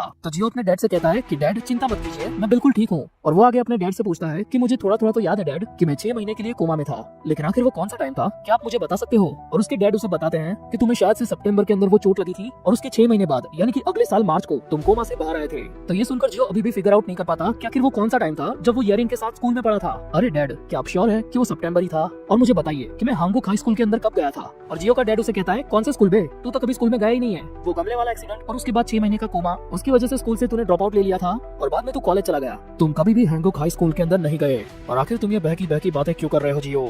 और जियो देखता है कि अचानक से उसके बाप के तेवर भी बदल जाते हैं और वो उसका हाथ पकड़कर उसे कहते हैं मैं कल ही तुम्हें डॉक्टर के पास ले जाऊंगा जियो, लगता है तुम्हारे सर की चोट अभी भी ठीक नहीं हुई। एंड जियो भी लाइक अरे डैड मेरे हाथ को दर्द कर रहा है, अब जोर से दबा रहे हो मेरे को। वेल यहाँ पर पर ऐसी कोई गलत बात नहीं होती। जियो का फादर यहाँ पर परेशान इसीलिए है क्योंकि जियो की मॉम भी अल्जाइमर से गुजर रही है और वो नहीं चाहते कि जियो के साथ भी कुछ ऐसा हो। और वो जियो से कहते हैं कि मेरे को पता है कि तूने मेरे से झूठ बोला है कि तेरे को ये चोट कैसे लगी है, साले तेरा बाप हूं मैं, मेरा फुद्दू मत काटा कर। वेल उसके बाद वो लोग एक जगह पर बैठ जाते हैं और जियो के फादर उसे बताते हैं कि मेरे को बेटा अपने काम के चलते इतनी जगह पर घूमना पड़ता है कि मुझे तुम्हारी स्टडीज का भी कोई ध्यान नहीं रहता, मुझे तो पता भी नहीं है कि तुम कौन से स्कूल में पढ़े हो। और जियो उनसे कहता है कि कोई बात नहीं डैड, मैं समझता हूँ। और उसकी थोड़ी देर बाद हम अगले सीन में देखते हैं कि वो दोनों अपने घर में वापस आ चुके हैं और जियो वापस से अपने रूम में जाने के बाद यही सोच रहा होता है कि क्या ये सब जो यादें मुझे आ रही है वो सब भी मेरी इमेजिनेशन है, कहीं इतने सारे ट्रॉमा की वजह से मेरे अंदर मॉम जैसी बीमारी तो नहीं जाग रही ना। नहीं नहीं नहीं नहीं, ऐसा नहीं हो सकता, मैंने सारी चीजें अपनी आंखों से देखी है, मतलब कुछ ज्यादा ही देखी है। और वो इमेजिन करता है कि उस दिन मीहो का फोन मेरे पास था, लेकिन उस कैफे के बाहर मीहो के हाथ में अपना फोन ऑलरेडी था और मैं ये अच्छी तरीके से जानता हूँ कि वो फोन नया था। उसने अपने फोन को तो रिप्लेस किया लेकिन उसके मॉडल को नहीं।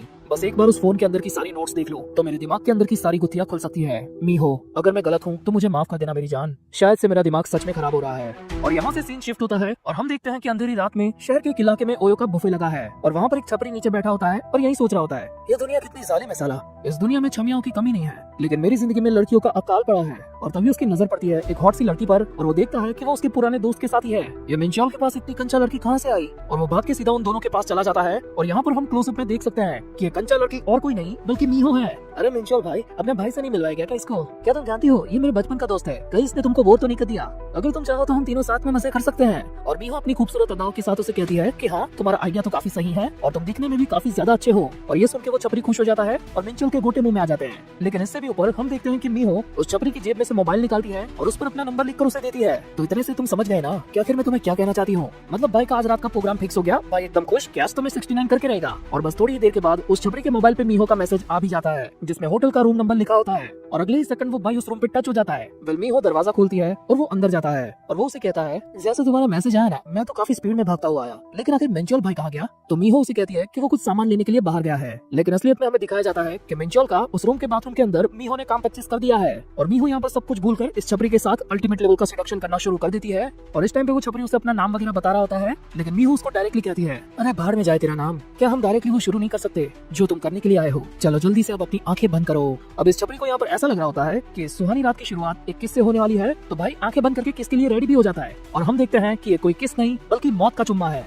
और इसके बाद हमें बस उस छपरी की तड़पने की आवाज आती है। पर तभी हम देखते हैं कि मीहो के मोबाइल पर जियो का कॉल आया है और मीहो उस कॉल को उठाती है, हेलो जियो। और यहाँ पर ये चैप्टर और ये वीडियो ये दोनों एंड हो जाते हैं। भाई यार इस कहानी के अंदर हद से ज्यादा मिस्ट्री और अच्छे खासे लेवल का गोर भी है। हाँ मैं जानता हूँ कि पास्ट दिखाने वाले ये चैप्टर तुम्हें पसंद नहीं आए होंगे, लेकिन भाई पे भरोसा रखो यार, आगे आने वाले चैप्टर्स में इस पास्ट के साथ अच्छा खासा कनेक्शन दिखाया जाएगा। वेल अगर आपको ये वीडियो पसंद आई और आप ऐसे ही वीडियोस और भी ज्यादा देखना चाहते हो तो प्लीज इसे लाइक कर देना और अगर इस चैनल पर नए हो तो प्लीज इस चैनल को सब्सक्राइब भी कर देना। और उसी के बेसिस पर मैं ट्राई करूंगा कि मैं ऐसी बड़ी और अच्छी वीडियोस आपके लिए बहुत ही जल्द ला पाऊँ।